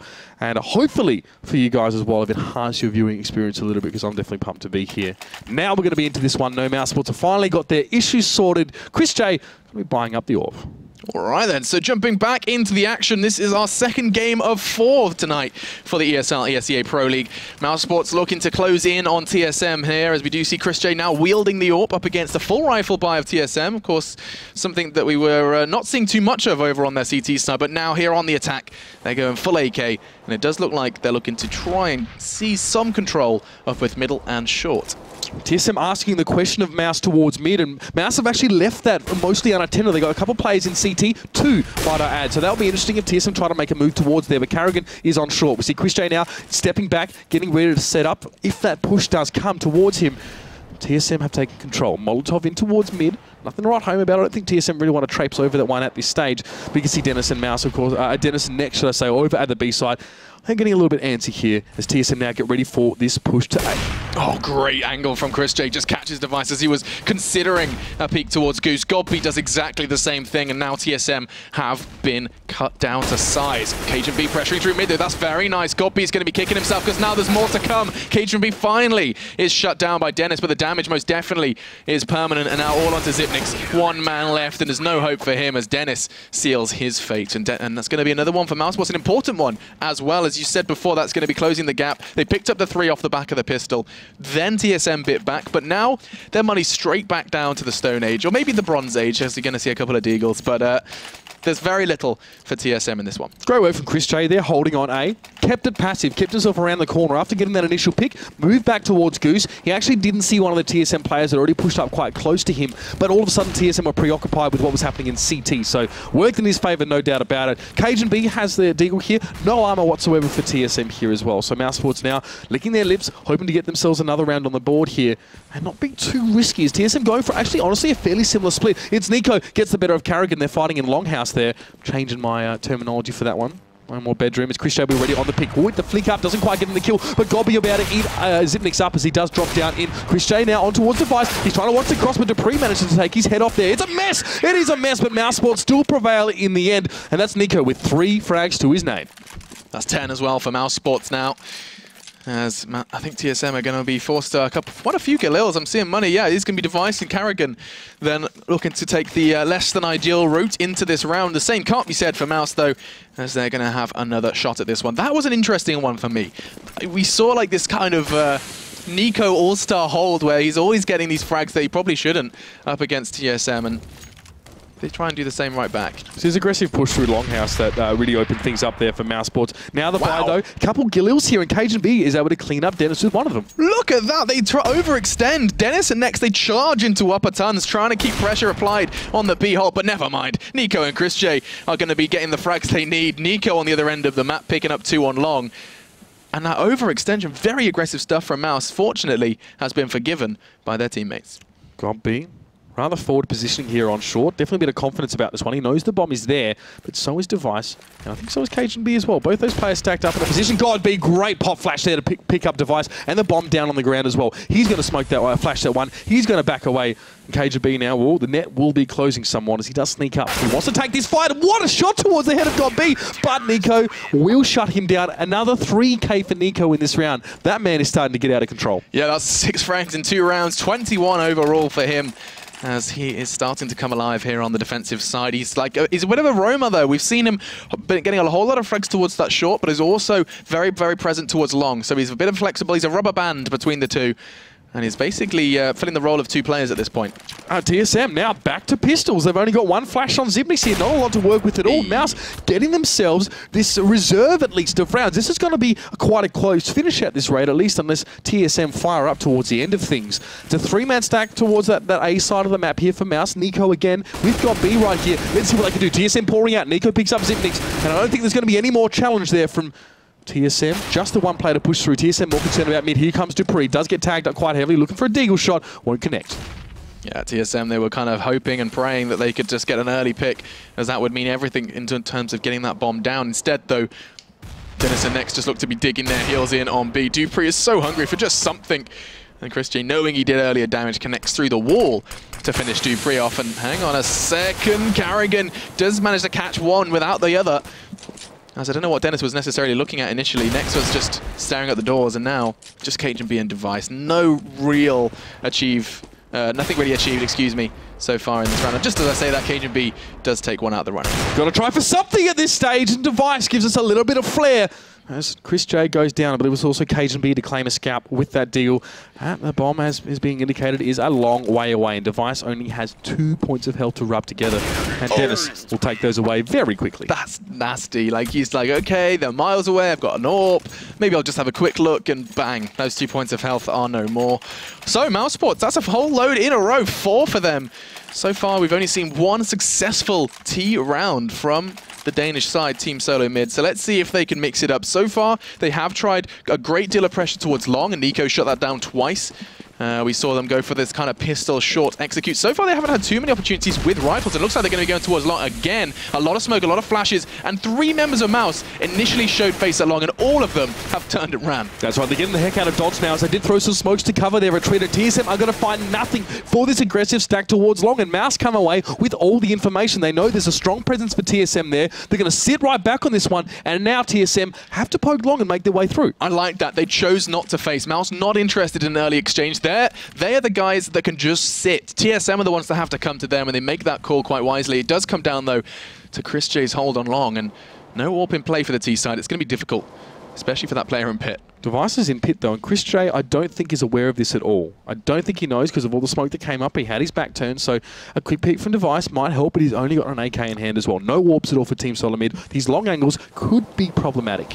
Yeah, Nico in the other side of things is just starting to linger on the side of smoke. Did get caught, but I think he's just going to happily sit this one out. Dupree's there. So is Zipnix if he chose to push through now with one of his own flashes. It looks like he's going to catch one. Oh, straight through the smoke. Dupree's brain is no more. In the meantime, Device did find a second. Nico, hello. Now just 3 for TSM, and they are starting to try and pincer in, but just round by round, Nico starts fragging. That's 3 again for him, and now just Device left. Godby gets in. It's just the magic between the two of them this time, as TSM's attempt at a push through short is demolished. Poetry in motion right now for Mouse Sports. What a fantastic hold, and they made a clever and correct decision not to take that fight at long. They brought it back, and they're dictating the pace of the game now. They're forcing TSM to play it slow as much as they are as well. You take the teeth away from the dog, and the bite is no more. 2 rounds up for Mouse Sports here. They're getting close. This will be a close finish, but TSM now have the bye. It's still a Galil for Zipnix and Carrigan. They have a little bit of utility. They're going to have to do a lot with it.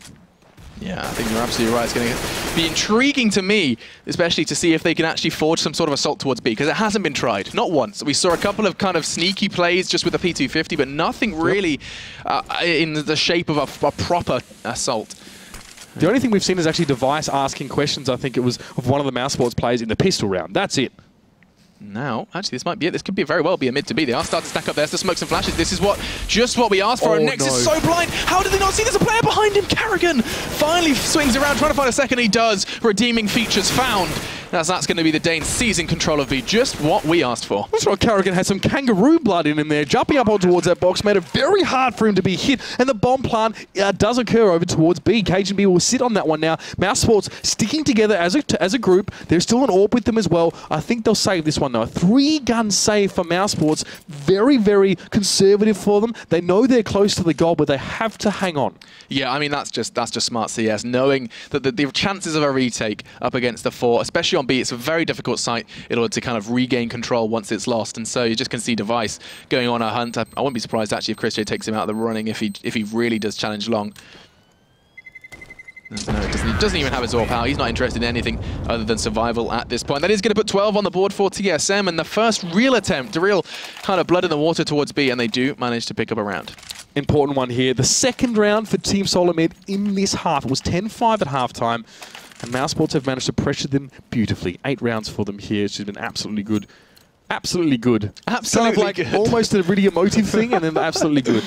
Brilliant, Mitch. All right, well, who's he? Extraordinarily all right. Yeah. Incredibly decent, you could say. Yeah. Smokes towards mid now, and the bomb is actually in the hands of Cajun B. It looks like they're going to split mid and B right now, as Device and Carrigan are punching their way down, but Chris J will be there to meet them. He does see the nade go up. He's going to respond with a Molotov and back up a little bit in towards CT. Actually, Device has managed to immediately just take short for his own. That doesn't mean that it's clear, however, except Mouse. If only TSM had pushed there, and they were so vulnerable. Both Chris J and Gobby were kind of just fumbling about in smoke, mid kind of reposition. Now, though, things are going to hit a bit of a standstill. 4 players for TSM around mid. Carrigan actually now the slower push towards this A. Gobby is flashed up, and he's going to jump straight down in. This is that mid to B, maybe. Carrigan might try and make something happen in CT. He wanted to clear it out if they wanted to head towards B, and he does take down next. Now what? 4v4 situation. Dennis has actually pushed up in towards tunnels. The bomb is so close to him now. He will get one, but there is another TSM player behind him, and that was Device to pick him up. Now it's a 3v3. The bomb should be going down any second now. Carrigan's going to be the one to make that happen. Carrigan, fantastic play through CT. Managed to reposition all the way back there now. On towards B. With blink and you miss how he did it, and oh dear, Cajun B, good lingering towards middle. It's going to enable him to both get the frag and apply a whole lot of paranoia on the side of Mouse. All onto Chris J now, and hang on, he has brought it down to a 1v1, and he's holding it. Cajun B needs to pick up the pace. 3 seconds, 2 seconds, I think he's made it, and he has got his running shoes on. That's 3 for Cajun B in the round. TSM, battered and bruised, just about acquire a much-needed round to keep it level. 13-13 then, going to be the result. And Mouse's money isn't fantastic. No, and after saving 3 guns and they're not getting anything out of it, I think they'll go for a bit of a save round here. No surprise to see Chris J go for that AWP, but they really need, I guess that they really need those guns when it counts. Of course, if that match point or that 15th round for Solar Mid were to come up here. Carrigan just got hit through the double doors, courtesy of Chris J, providing the damage necessary. I think that's going to be a bit of a potential problem. Could be problematic. Actually, I assumed it was Chris J. I'm looking at the map. It does look like it may very well have been the Deagle of Nex. You know what happens when you assume, Mitch? Makes an ass out of you and me. Probably trying to get up to some monkey business there, but going to work out as Nex just will back up on mid as well. So Mouse Sports, I mean, they are trying to go for something here as well. TSM, look at their health bars. They have been chunked down quite a lot here. And Mouse Sports now need to apply some force to these pressure points. And low health bars are a dream for Chris J on a scout. This could get deadly. Right, Zipnix and Cage are the only ones on full health. The rest of TSM are battered and bruised.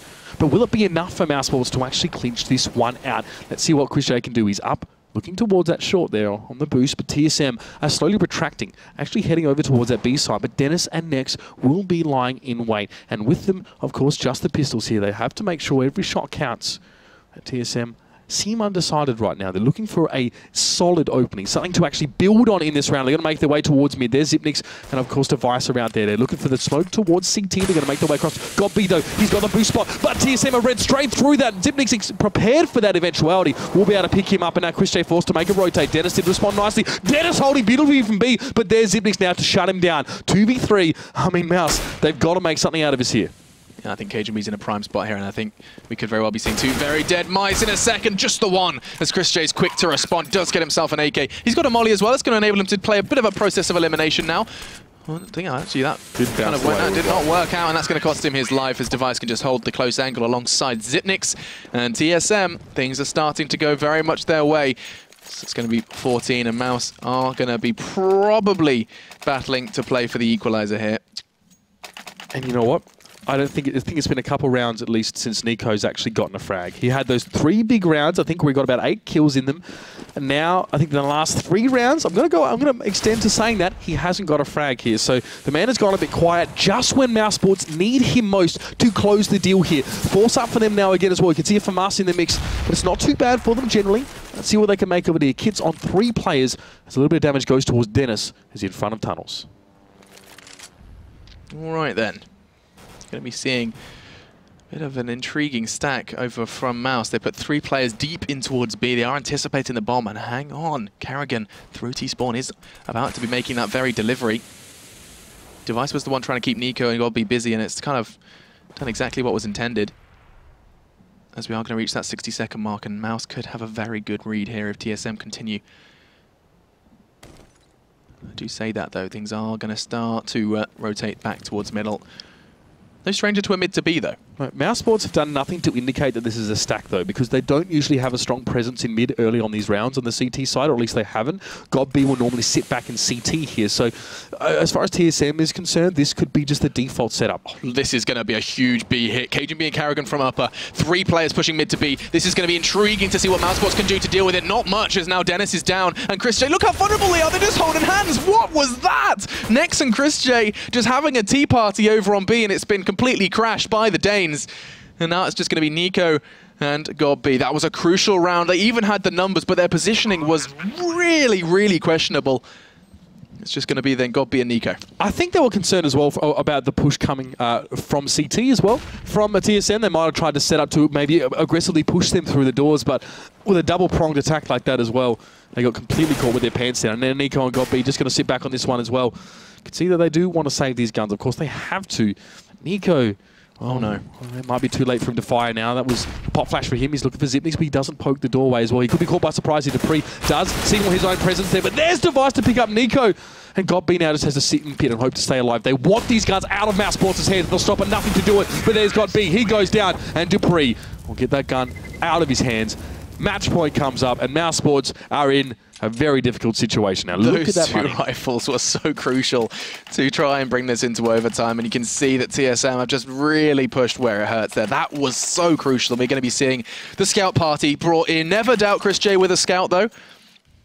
And now, let's see if mousesports can find 14. If they can, this round could very well dictate mousesports' future, because they could try and claw this one back, but it's not looking likely. 5-7s and armor across the board. They have some nades to delay TSM, but TSM, they can just take this nice and slow and whittle away at whatever mouz have brought into the fray. Nico really wants to get involved. You can see him aggressively pushing Longhouse there, looking for that fight like he did when he was on the T side. This could be a struggle here as well. There goes Dennis. Chris J is going to drop down as well. B, it's only Nex on B right now, and he may go down. No, there's a great scout shot. He's got 9 health left. Needs that headshot, but Cajun B is going to steamroll over him now. Nico's managed to take down Zipnix on the far side of the map, but I don't really think that'll have a huge impact on things happening at B now, because it's just got B with, of course, the 5-7 to try and do some work. And Device will shut him down. Nico, the last man standing, has had such a fantastic game, but he's gone cold at the worst possible time, and there it is. Team Solo Mid do prevail against mousesports, who honestly did push them quite far. Yeah, I mean, that's going to close out then 16-13 as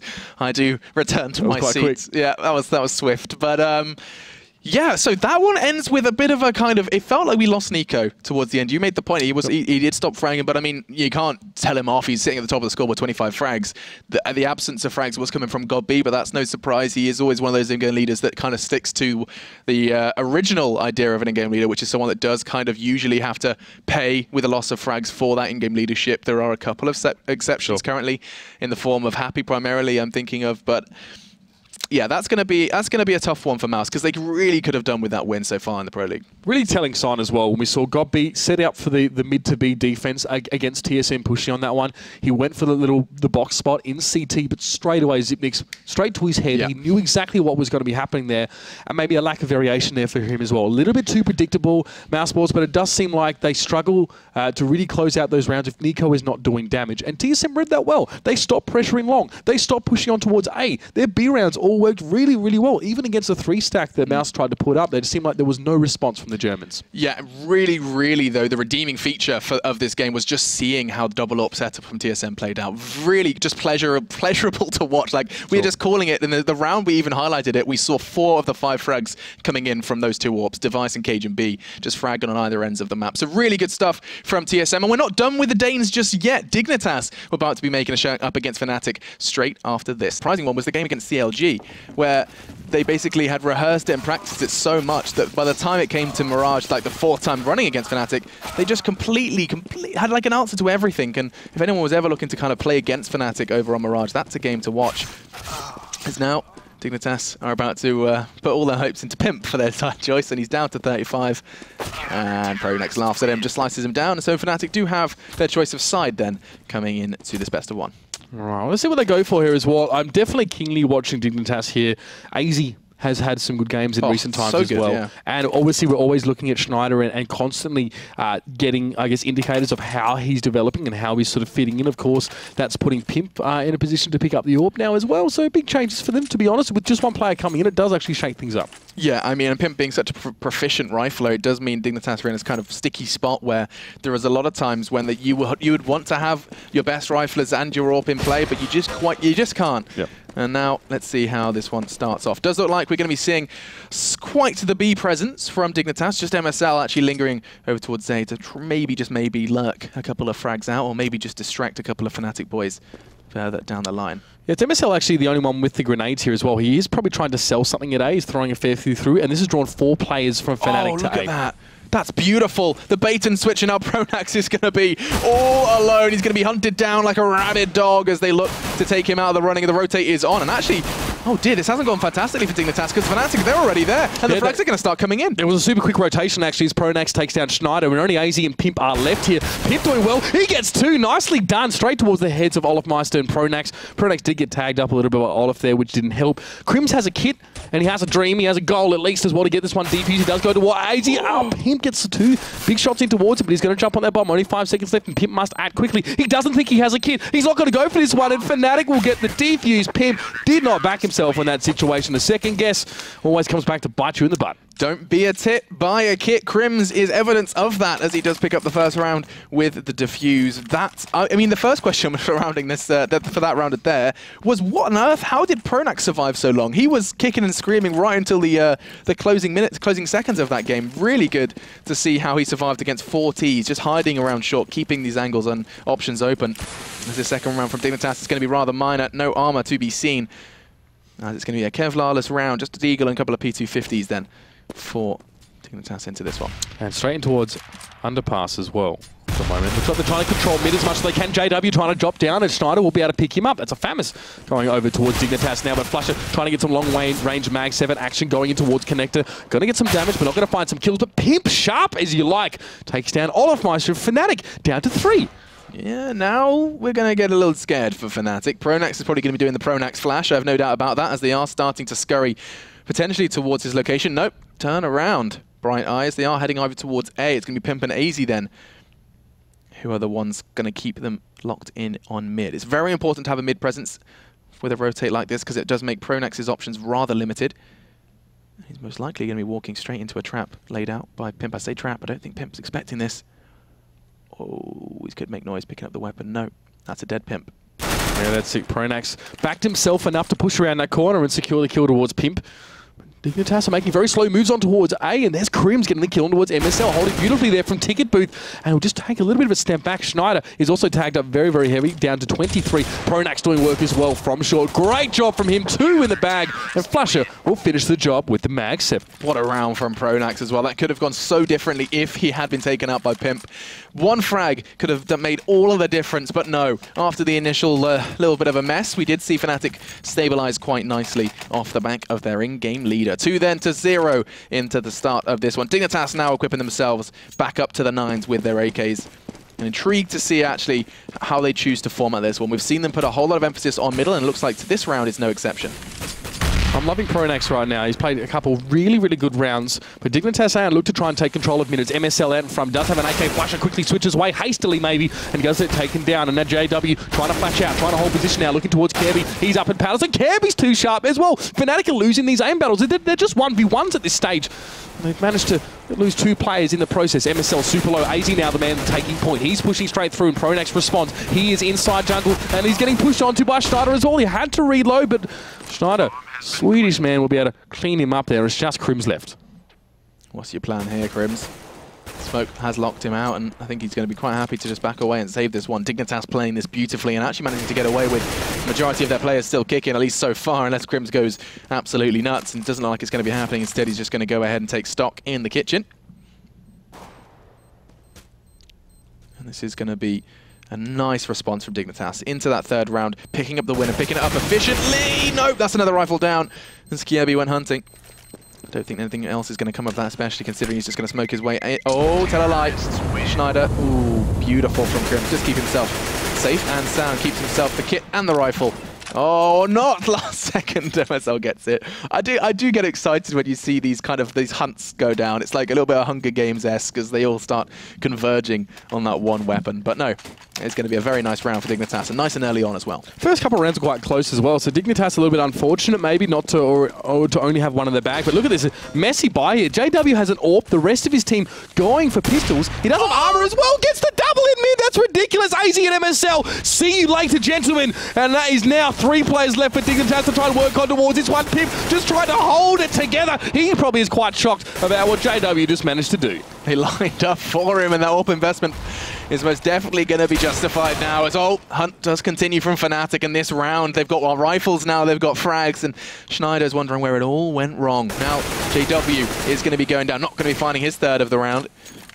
The bomb, though, is in the grasp, the clutches of Olof, and I think Schneider's well and truly aware of it at this point, as he just really, really wants to bring this into a 1v1. That is his mission at this point. He's got time. There's no denying it, and there's no denying that he could most definitely go for it here, as the one Swede of Dignitas goes up against 2 counterparts. Had he had the bomb, Schneider would have quite easily been able to turn this into a 1v1. As a T player, you always have the potential to do that. You can fake going to a bomb site, or just go to another one, I guess, and try and keep your opponents guessing. But now he's got to do it the old-fashioned way as he heads down towards underpass. Olofmeister is above him in ladder room. Crims is also watching from mid, so he will be watched as Schneider does come out. He's looking for Crims though as well, and if he can catch him here, it will definitely be to the detriment of Fnatic. But nade towards mid, and there's a good poke from Crims just to pick up the kill nice and clean. Great stuff there from the Fnatic guys, and we are going to be seeing then a quick turnaround, straight away putting Dignitas back in their place, courtesy of JW's W, followed up, of course, nicely by Olof. You can see them here. Look at them, just straight up, could not be more lined up. They're doing the Macarena into mid. Jeez. And AZ and MSL having to pay the ultimate sacrifice into that one. Now, though, let's see what Dignitas have got for us. 2 rifles thereabouts, an AK and a Galil, and then the Armor Tech 9s to follow. That does suggest one thing and one thing only. That is going to be quite a heavy presence towards B, at least to start this one off. They could be turning around to mid through underpass. Doesn't look like it, though, as they are setting up for some smokes and flashes, and are going to go for a B execute. Pimp actually went for the AK here as well. This is just a muddled buy here from Dignitas, and I hope they can put it to good work now, as Pronax is going to be jumped onto by the entirety of Dignitas. That's Kirby to secure that one, and Olofmeister is smoked, but will still take down Schneider as he crosses, and he'll push up as well. JW also contributing here, and Pimp will be responding. Bomb is planted though as well, and Olofmeister has to work his way in from the outside, but Pimp there does get his second. It's a 2v2. This is just a trade fragging tutorial. Every single frag has been traded out. Maybe Flusher could make an exception. He does indeed, because now Crims is on the hunt. Never mind. AZ does it. Oh, and he does one better. Takes Crims down as well. 2 frags in the round. Pimp was the one responsible for another double. And that's going to be a very crucial round for Dignitas to keep the gap small. Very nice to see Dignitas just bringing 2 rifles in and thriving in what was otherwise a very testing scenario. Pronax not doing well on that hold, all because of that flash. You saw him doing the, the Pronax flash towards B-Apps, but because he was blind, he peeked delayed, and he went out. He went down with no damage. Dignitas really taking it to Fnatic right now. This is impressive to see. They didn't even bother trying to sell some sort of fake here. Now, the buys aren't perfect, but look at Fnatic. They're all stacked towards mid for some reason, and Dig are going for B. This is going to be a wide open site, and they're going to be wondering where on earth the welcome party is. It looks like it's going to be a bit of a late one, and it could be a surprise party considering they're all pushing right from behind, coming through this exact back from whence the T's did come. And it's going to be ESEA who I think's starting to cotton onto this idea. Schneider is going to be the one making the call as he's getting a heated exchange towards the stairs, and it's going to be just the two of them making all the necessary frags. Flusher and Olaf then left. Flusher did find the head of MSL, but that's pretty much all he's going to be given, I think. And Dignitas picking up a much-needed, tidy third round. This is the problem against Fnatic, is you can sometimes see teams full fang on. Wait a minute. No kit, no problem. Just for a second, I had to check. I was like, wait a second, he's not running away. But no, we are going to see Dignitas pick that one up, and relatively cleanly. That's right. It wasn't a full buy for them as well. They had a Tech 9, I think, and an MP9 floating around. So now this is enough for Dignitas to, well, try and secure themselves. But yet again, economy's still not their friend. You can see MSL is able to get an AK for himself, but it had to come from another one of his teammates. But Fnatic again going for an eco, yeah, or at least saving. That's going to be a second one in a row then for them. And I think Fnatic are going to try a stack. This time it's going to be a stack towards the A site. 4 members all training their eyes on towards the ramp, and oh, look at those nades. They can do more damage, more harm than good. Then again, Flusher does find Kierby, not too far off the second as well. ESEA, fortunately, avoiding that one. As look at him just goes bouncing into the site, bounding inwards, and now Crimson Pronax have managed to bring this into a 2v2. This is potentially posing a threat, especially considering Schneider's health.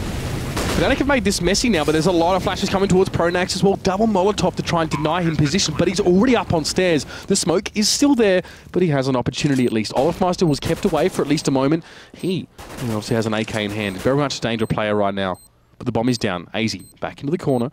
Looking towards stairs, maybe if anyone's going to jump across, and he's going to be able to pick that one up. A bit of a spray comes out, but he'll be able to secure that one. Grabs himself another AK. Why the hell not saves in the reload time? Going to be juggling those ones. He's going to throw a nade towards Olafmeister here. Does hit him quite nicely down towards half health. The spray. ESEA gets it done. A little bit of clown work there as well. Can't go wrong. Yeah, get ESEA to the circus. The AK juggle is real. 3 frags for him, and it was Schneider who picked up the other 2 as those deadly duo got 18 frags between them so far in this game. Very, very nice to see those 2 fragging as much as they are. The the other side of the coin is, of course, the other 2. Look at them, MSL and Kierby being rather quiet. Just 1 for MSL so far in this one, and such a potent player as well. When everything is going his way, he is a force to be reckoned with. So far, though, not the case. And actually, we are seeing Pronax go for a very fast push on the CT side in towards Palace. He's looking like royalty. No, just the 1. Schneider does nip that in the bud, and now it does look like Dignitas are about to try and pick up off that pace. That's right. They're still going to work out from the T-ramp as well, or back away. That's the question. ESEA actually going to hand the bomb to Schneider. He will go and try and continue to sell this AF to Dignitas right now. You can see them moving away. Will it be enough? Just a little bit of a spray through the doorway. He's actually going to be paying dividends. It's just Olafmeister right now at B. But look at the bomb. It's been left back in spawn, and Dignitas are still not committed. If ESEA can open something up at A, it may still be an option. Now, the question remains is where on earth do Fnatic just what's Fnatic's read on this one? It's Flusher who's been given the responsibility of middle. That smoke's going to aid their cross if they do want to try and challenge out. He's keeping his eyes on underpass as well. He's definitely been kept guessing, and so are the entirety of Fnatic. They've got a kind of 2-2 split at this point. Flusher being that backup player to Olaf on B, even over an A. He's very flexible at this point, and it does look like Dignitas have drawn Flusher actually towards the A site. ESEA's front rotated as well. This is going to end up as a B hit, and I think they're moulding Fnatic like clay in their hands. Yeah, I mean, with Flusher obviously not able to see through connector and JW over at A, it's just Olafmeister to deal with, but he's going to hold his ground now. Kierby goes down first. Olafmeister now picking on towards the side. He gets a second. ESEA drops the bomb. He's loose. He's looking for Schneider, but Pimp will still be able to shut him down. Flusher through the window, though, on towards Pimp now. 1 player left for Dignitas. Has been a great hold by Olaf, and Fnatic now will build off that. Yeah, this has been kind of brought home by Olaf there, just going crazy with the AWP, and now he does have the location of at least 1 of the 2 Fnatic members. No hope. The bomb does go just so close to going down, but no hope for him. Not even going to get the extra money for his team, and Fnatic keep it level. 4-4 going to be the score here in this best of 1, and it's great to see Crims residing at the top of the scoreboard as well, considering a slight underperformance developing for him over the past 2 days. Fnatic able to just put a stop to those 3 rounds in a row that Dignitas managed to score. This game is really being ground out, though. Very much a slow affair. Both teams just really taking the fight to each other now, but Dignitas opting for this B. They've got 3 AKs to work with. They've got a couple of smokes as well. Flashes are there, and so is Armor. And Pronax now, will he be caught unawares this time? Up on truck. little bit exposed position for him there, but the smoke does obscure a lot of things. Pronax though can see through the smoke. He jumps away, the flash comes out, forces him back in towards that forest spot. Olofmeister takes down Kirby. Now a flasher as well set up in shot. Pronax on towards AZ, and it's a great hold from Fnatic. Dignitas falling by the wayside. MSL is able to at least get one, but flasher is there. Back and forth, but still 3 up for Fnatic. Dignitas have not traded into this effectively at all, but Pimp can still get it done. To a 1v2, but Olofmeister is there. He will shut that down. 2 for him for the round. Olofmeister's B-hold with that AWP has been astounding these last 2 rounds. And actually those 2 very successful rounds for Fnatic has led to a very shoddy economy for Dignitas then, as they're going to be forced to just rock the pistols in this one. Now Fnatic have started to kind of show Dignitas why they should avoid B, and that was a big playbook. That was a big page of their playbook for Dignitas. So far, you know, they found a bit of early success on B. Now it seems that Fnatic have adapted quite nicely, and they're going to have to think of something different coming into their next buy. Flasher going for a scout here, so money isn't really brimming out of Fnatic's pockets at this stage, and well, Dignitas even worse off here. No armor, no nothing, just a pistol here. Let's see what they can do. Pimp will manage to take down JW, but Chris will be awaiting that push, a double for Pimp. Does find some heads there, and he clicks them perfectly. Flasher jumping up, trying to get some scout kills, and everyone's finding each other's heads in the strangest ways. Pimp with 3 for the round. It's a 2v2 situation. This is possible for Dignitas, and Pimp is going huge. He's gotten 4 now. Olofmeister has an AWP. He has a bit of armor, but not enough, a lot of health. And there's Pimp getting himself onto that M4. That's the ace from the man, and what a huge round for Dignitas to have brought back. Just charging into the side with just pistols. Absolutely astounding to pick it up against Fnatic, no less. The one kind of absence of a rifle was the scout. You'd expect that to shred through the unarmored assault, but no. And that's going to be a big blow to Fnatic. Straight back to the Stone Age for them it is, as they are going to be sitting and residing about 2k apiece.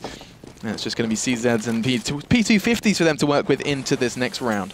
This is why grind is a word that occurs to me right now. Just tit-for-tat rounds coming out here. Dignitas winning a round they really had no business being involved in there. It was all about Pimp getting him through it. But here's smoke through mid, and MSL, 3 players actually in mid here for Dignitas right now. Schneider over on B, Kirby just giving A a tickle at the moment, just trying to keep Crims occupied. He's going to be slow about his movements here.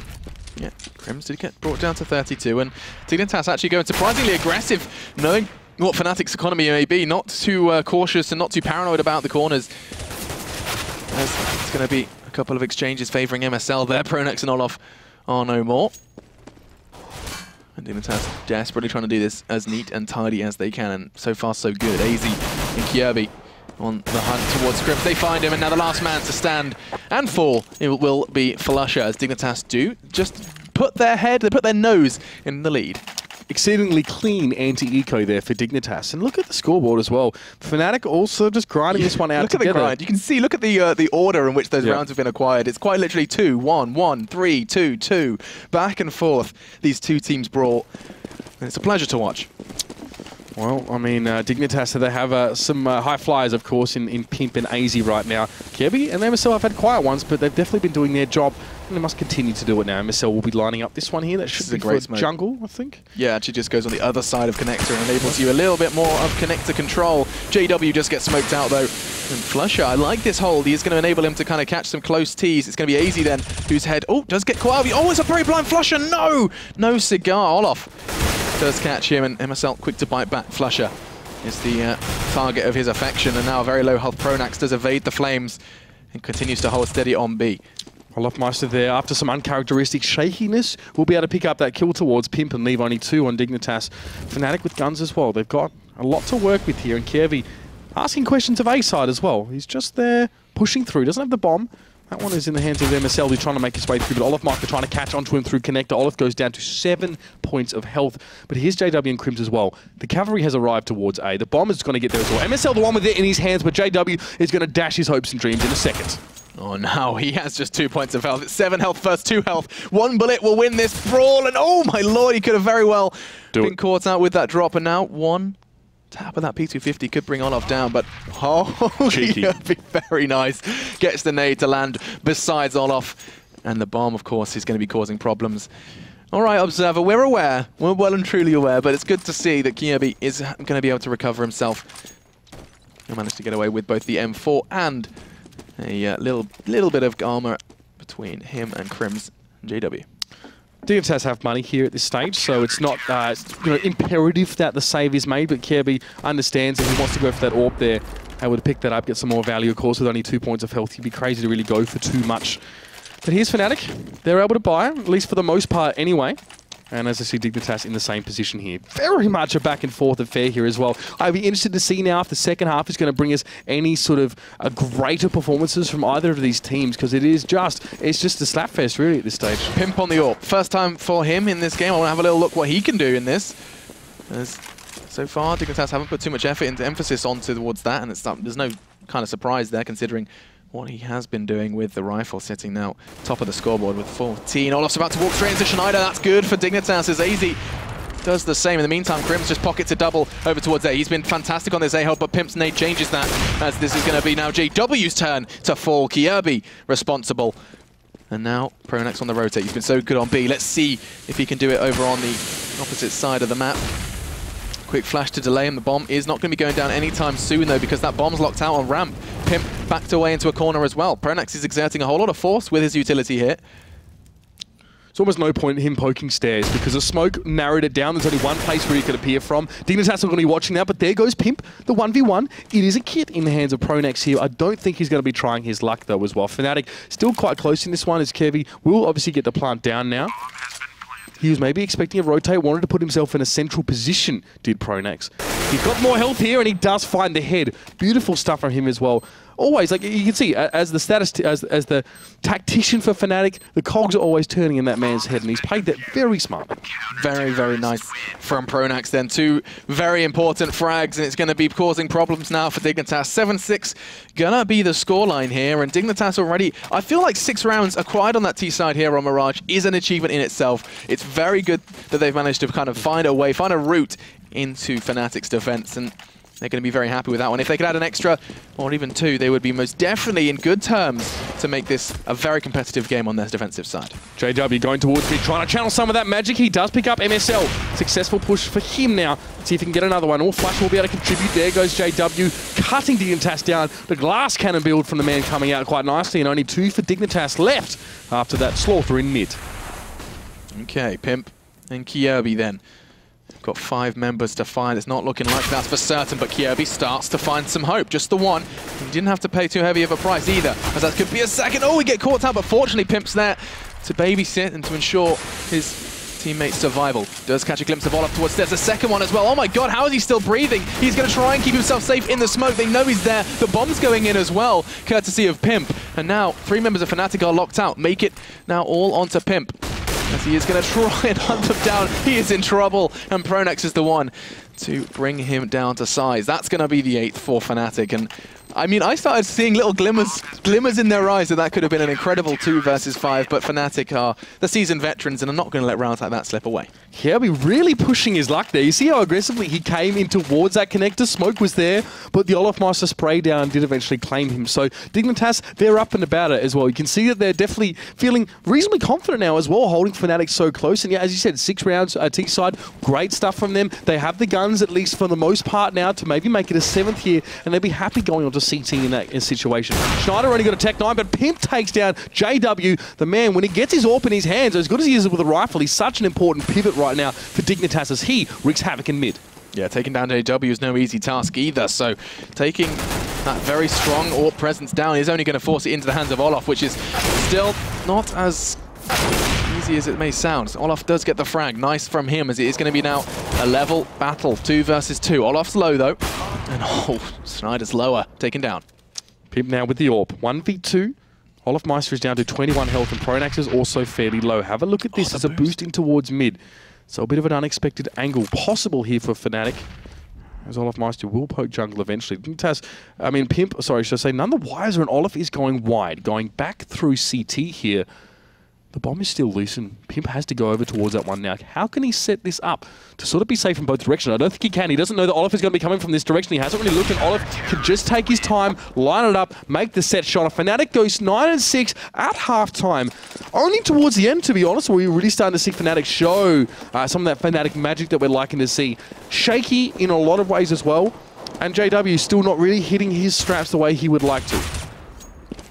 Absolutely, that was good from Dignitas. I think 6 is something they can work with, something that especially they can build on. I'd be concerned if they'd kind of gone any less than 4, but that's something that's malleable for the Danes. But Fnatic too, going to look to establish early dominance up against Dignitas, team that are no stranger to a bit of a kind of, not the word choke and the word tilt. As soon as they get the kind of the taste of victory, things can fall out of their hands quite quickly, and we saw examples of that over at the major qualifiers.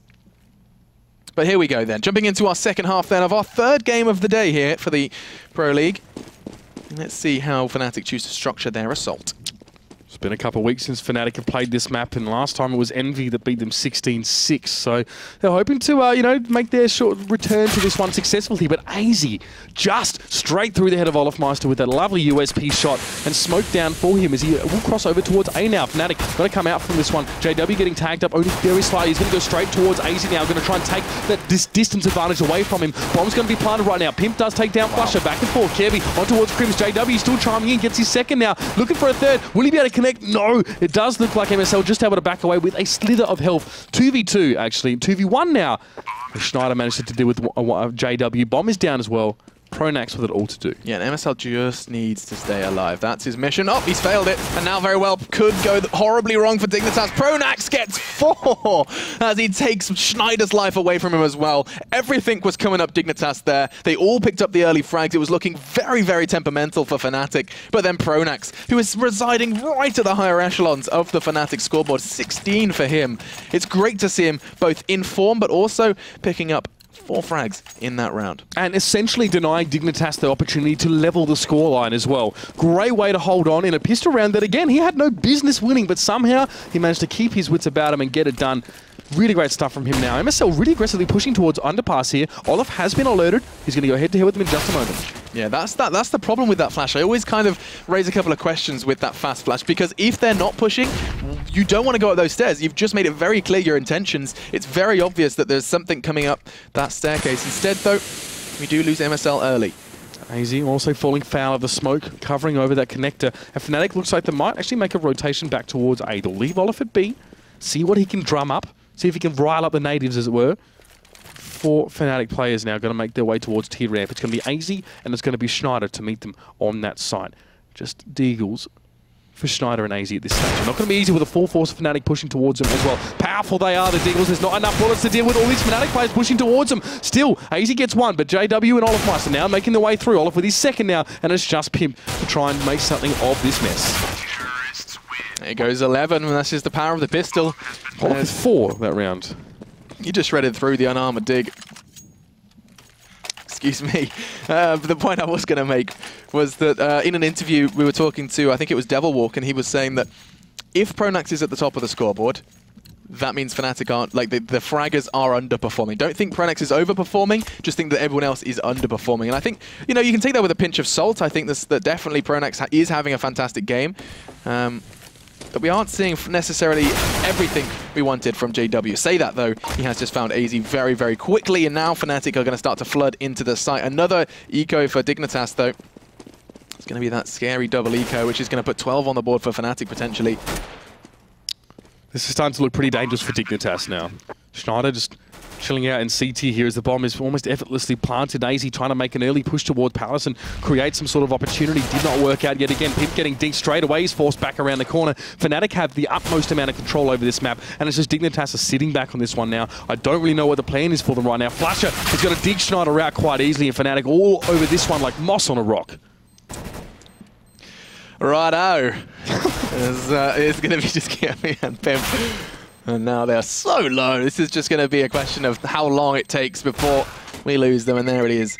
I mean, Fnatic secure 12. Now we're starting to see the Swedish hands start to close in and start to get quite a tight grip on the neck of Dignitas. They are going to be going into this buy, though. We are going to be seeing Pimp invest in the AWP when it is available. Intrigued to see if he can seize as much mid dominance as we saw early from JW. And from there, where do you build? Fnatic have been, you know, hitting A quite heavily, and it doesn't look like this round is going to be any exception. Fast, quick towards Palace, then trying their luck at ramp a little later on. But look at Dig. Yeah, absolutely. Dignitas now, looks like they're just spread out. Actually, a lot towards B at this stage. There's just Kirby and A. And the problem with that is there's 4 Fnatic players that are there. Olafmeister is going to be able to smoke up mid, and here's the push. Very, very quick, but Pimp was there with you. He takes down Crims.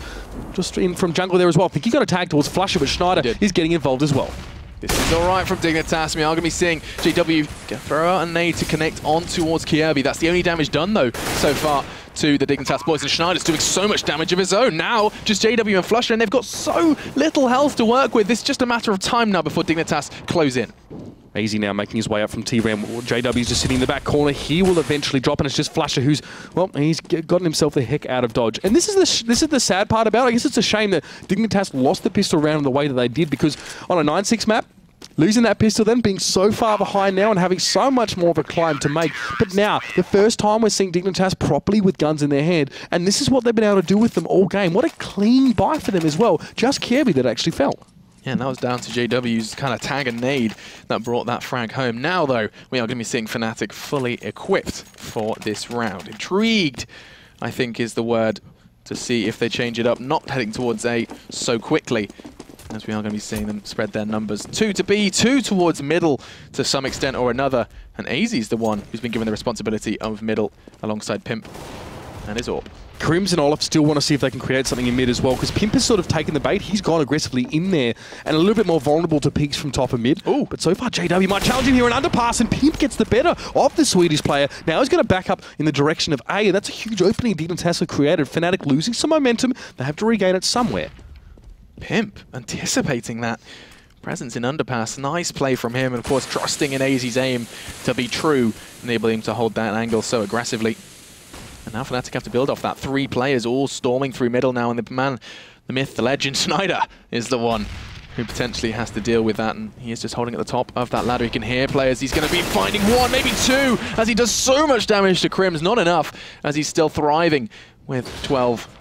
But Dignitas, they've done a whole lot of damage, and they've managed to keep and stave off this early presence from Fnatic. So AZ was always ready for Crims as well. Now, this is a really dangerous position for him. He's got the bomb in ladder room. If he commits in towards that crow's nest, I guess that mid window, AZ will be waiting for him. That will really make things hard for Fnatic now, having him with the bomb. So we'll see here. Maybe go towards B via short, but MSL will be waiting as well. Tries to get some spray down. Picks up Pronax, but Crims is still up. Forcing a rotation now from AZ now. Flash towards that B side. AZ got to hold it on his own for now.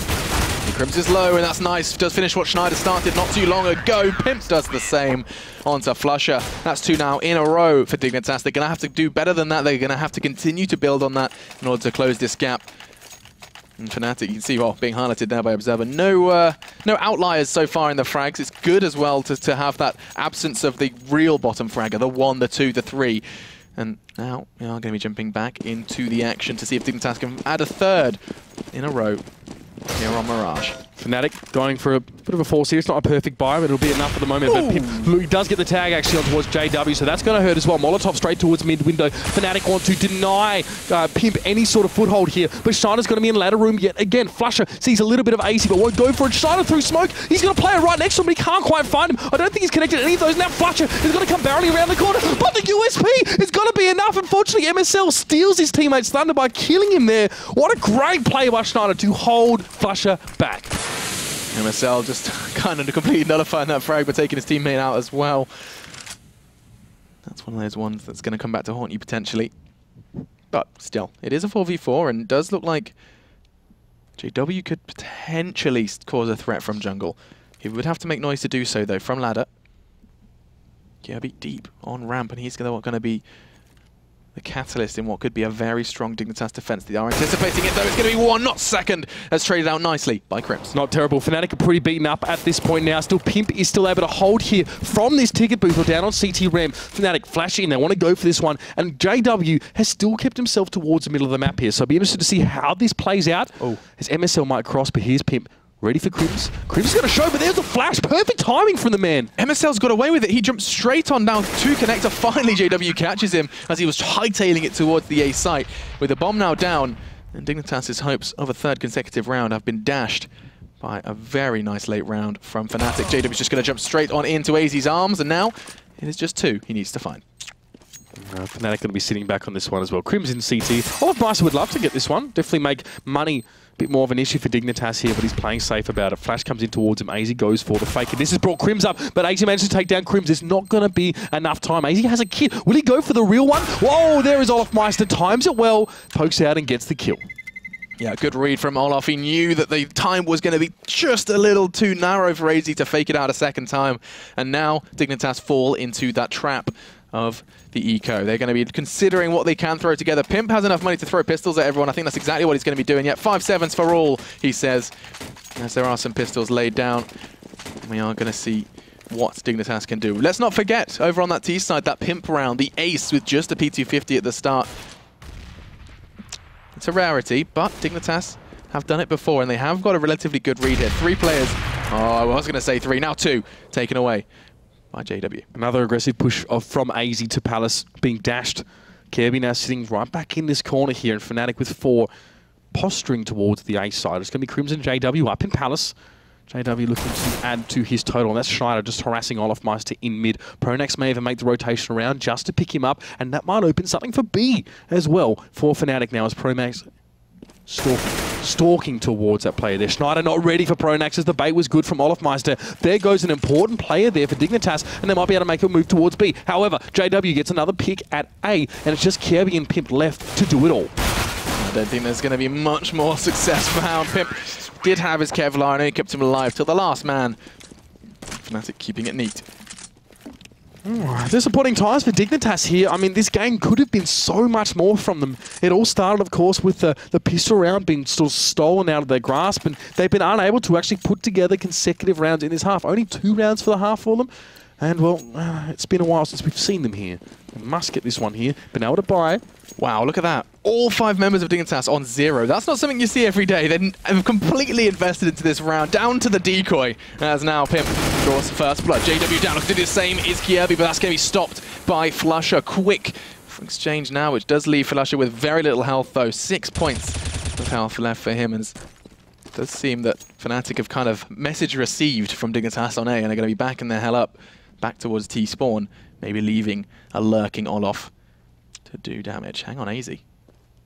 He's going to be looking for something here. Might find Pronax. Pronax aiming that corner quite nicely, and the crosshair placement wasn't quite there for the man. You can see the Dignitas don't have a lot of smokes or flashes here to work with. Their stall potential severely limited by their financial hardship, but there's Pimp always chipping in at the right time. Olaf Meister will drop, makes it the 3v3. Now Pimp looks in towards Connector. MSL also might be able to get some crossfire here. He'll check ladder room first, and he'll establish control of mid.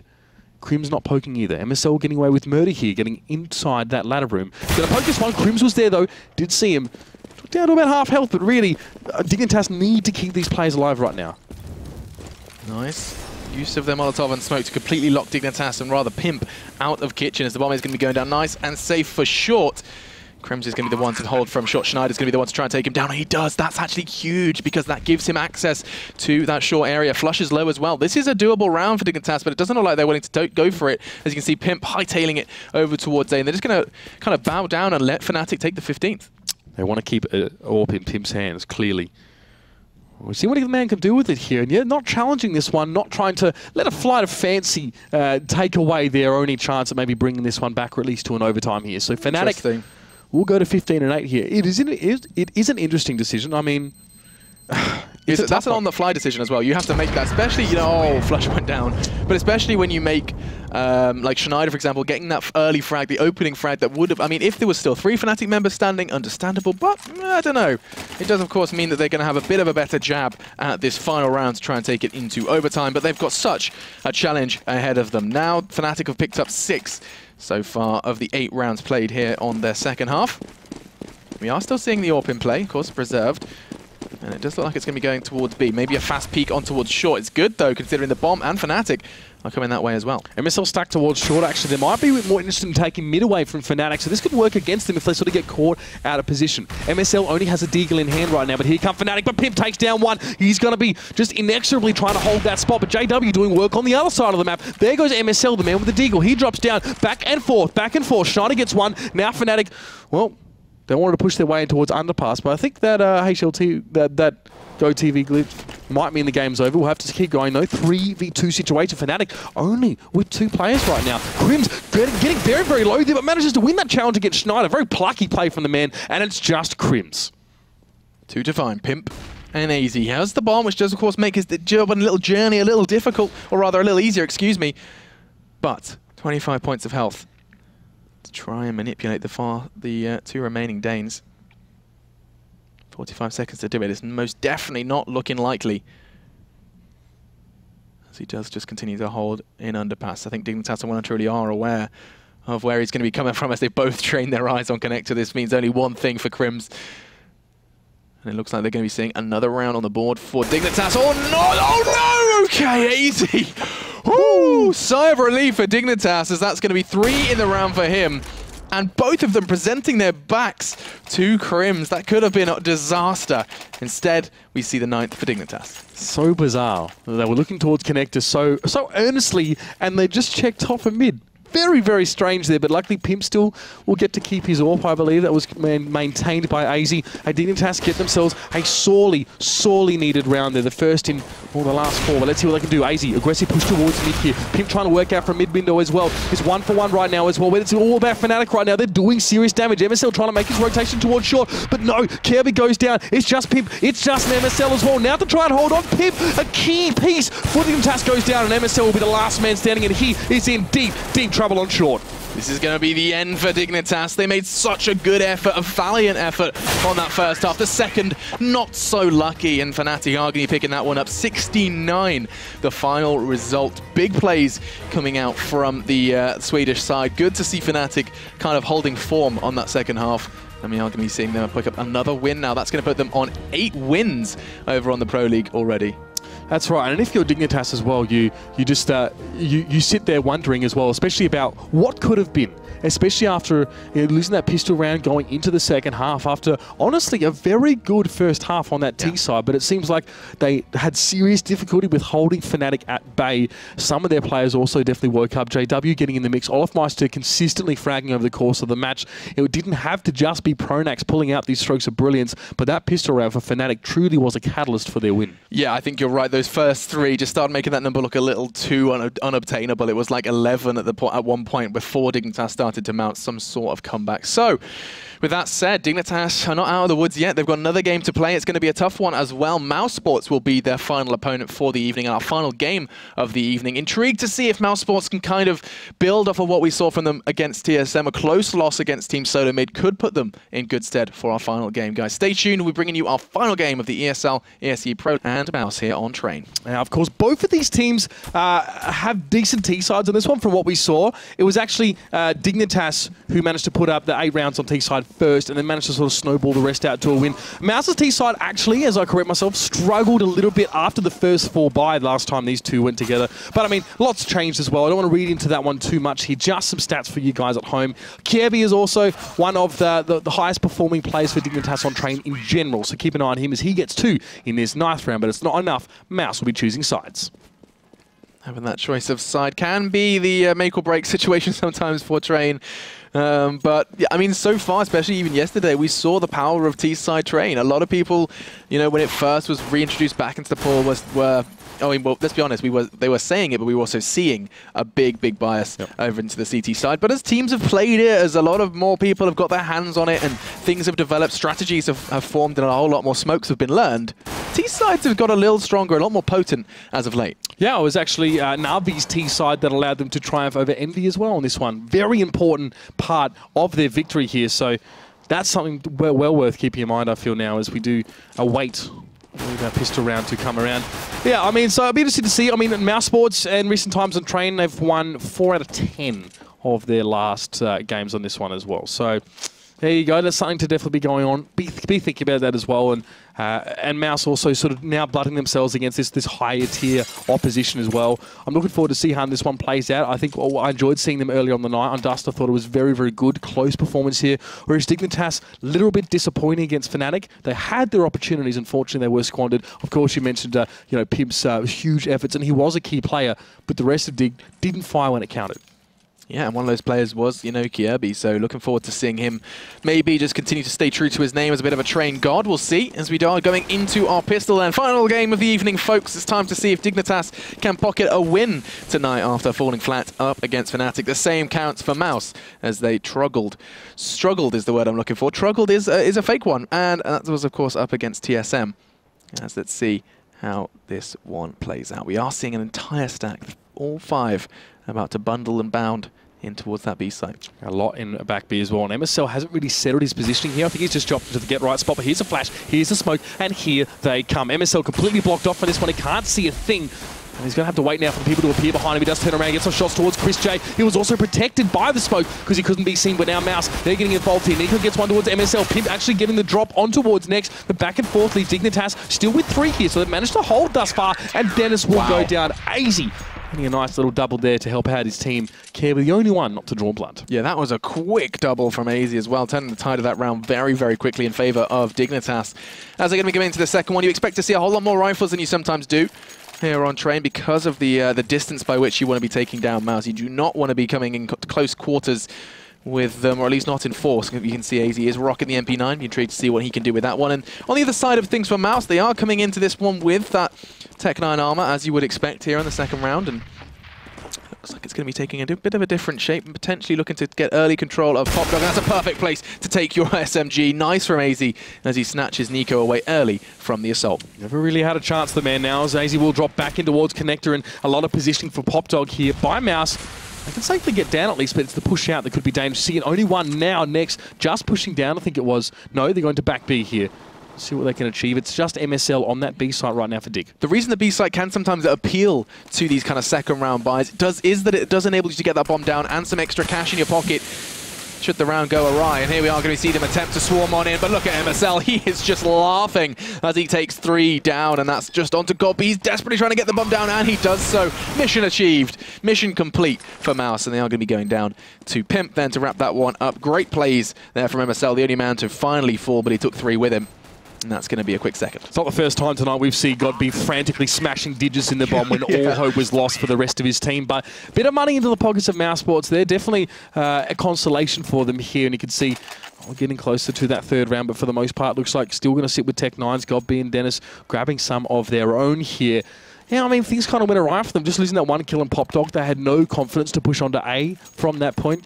And they're kind of just left with B as a plan B. Yeah, it was very nice that ESEA went so aggressive with the rest of his team not. Because he got the early frag, they started to second-guess themselves. If they'd have got control of Popdog and, been able to peek out through E-Box and get a couple of kind of eye lines on towards Ivy, could have played out differently, but it doesn't. And now, the same round begins again. I feel like we're almost having deja vu here. There's 5 members of mouz, again, about to try and barrage in towards B, and it feels like Dignitas is starting to read the signs a little better. MSL has already made the call and got Pimp over there. In the meantime, the players on A are just going to be kind of playing a little bit aggressively to try and gather intel and try and get a good read, but it looks like already the shots and smokes are coming out. Here it comes, on towards MSL. MSL getting 2 now. It's going to drop over that train cart. Smoke is still on his way. He's going to go through the smoke as well. See what he can get. Gobby going very low. Chris J at half health. He gets picked up. Pimp now with 2 of his own. And Pimp and Kirby there to finish things off. I mean, look, your mouz Sports right now, you don't have rifles. Train is rife with these long angles. They don't have confidence to split up and try and push them and sort of deconstruct the map like that. So they've got to go for these stacks, but it's been a very, very good hold by Dignitas here.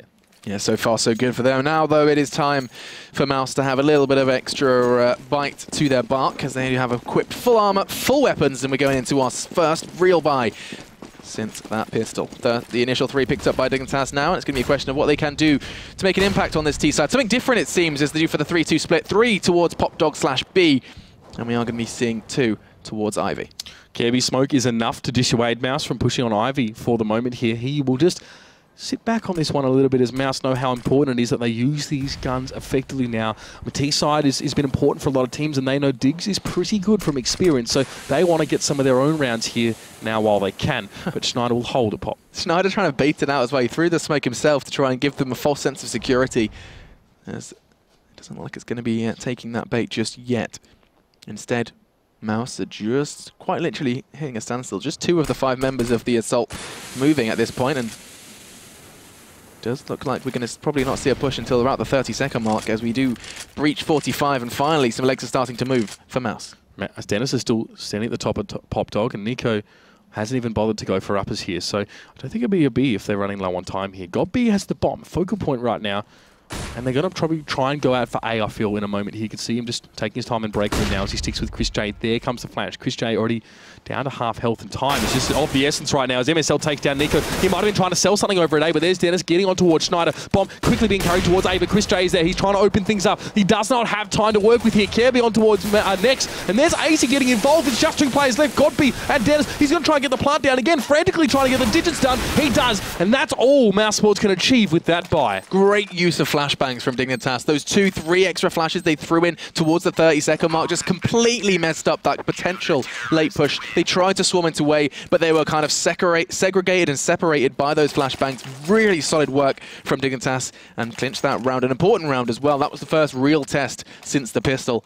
And we are going to be seeing now 4-0 start to show its weary head. Now, what do Mouse do with this money? They could go for like the Tech 9 armor. I think that's going to be the part taken by just 2 of them, as Dennis and Godby do look to follow suit. No, finally they do catch up. I was wondering where those extra Kevlars were.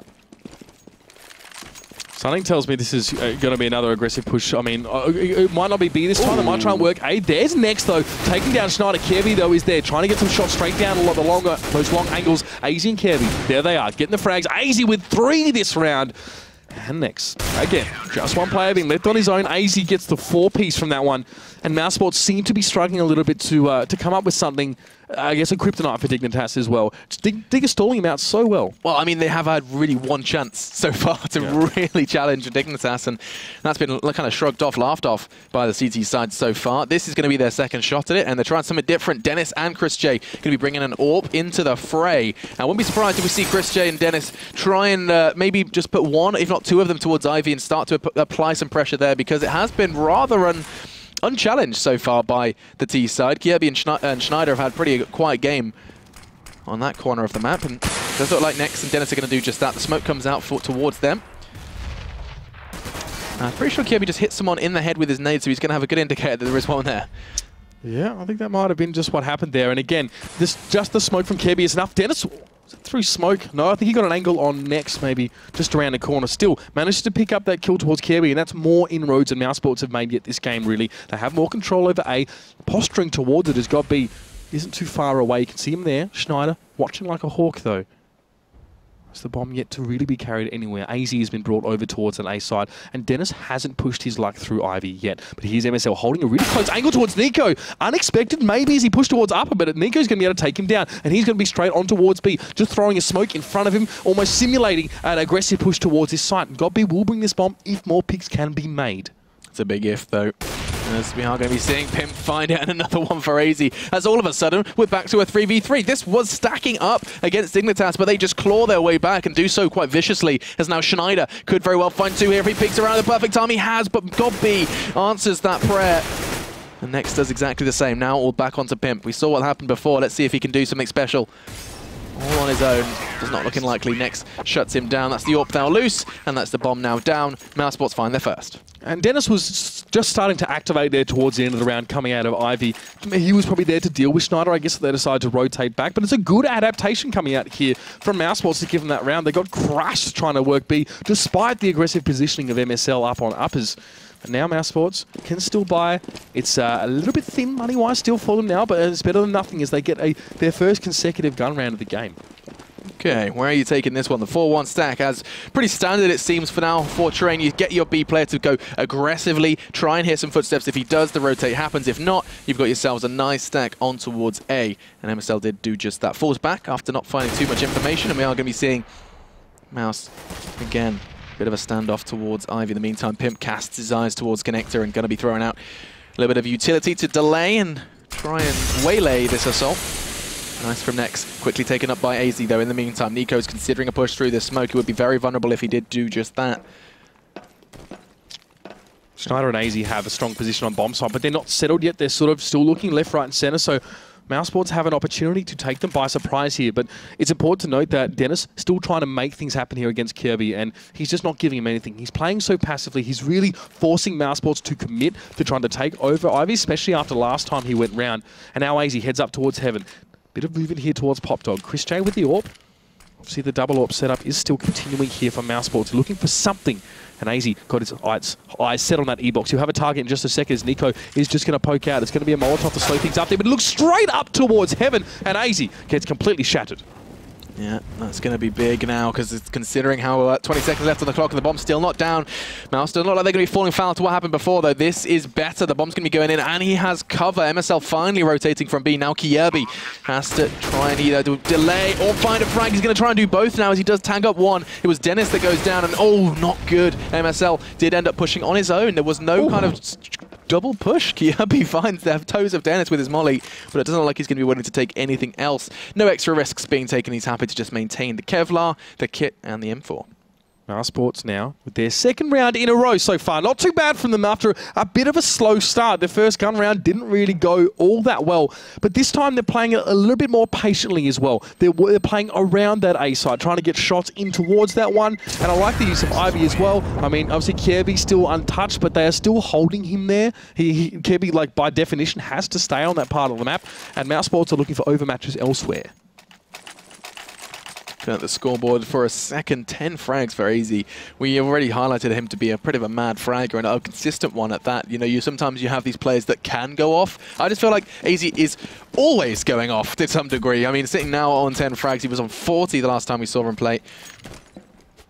Let's see then, as this one is looking a little bit different from Mouse. Nice and slow pace going to be adopted, and the only thing that Kyoe can do is sit and wait towards Ivy. Smokes do get thrown out towards Pop Dog and Ivy to try and delay.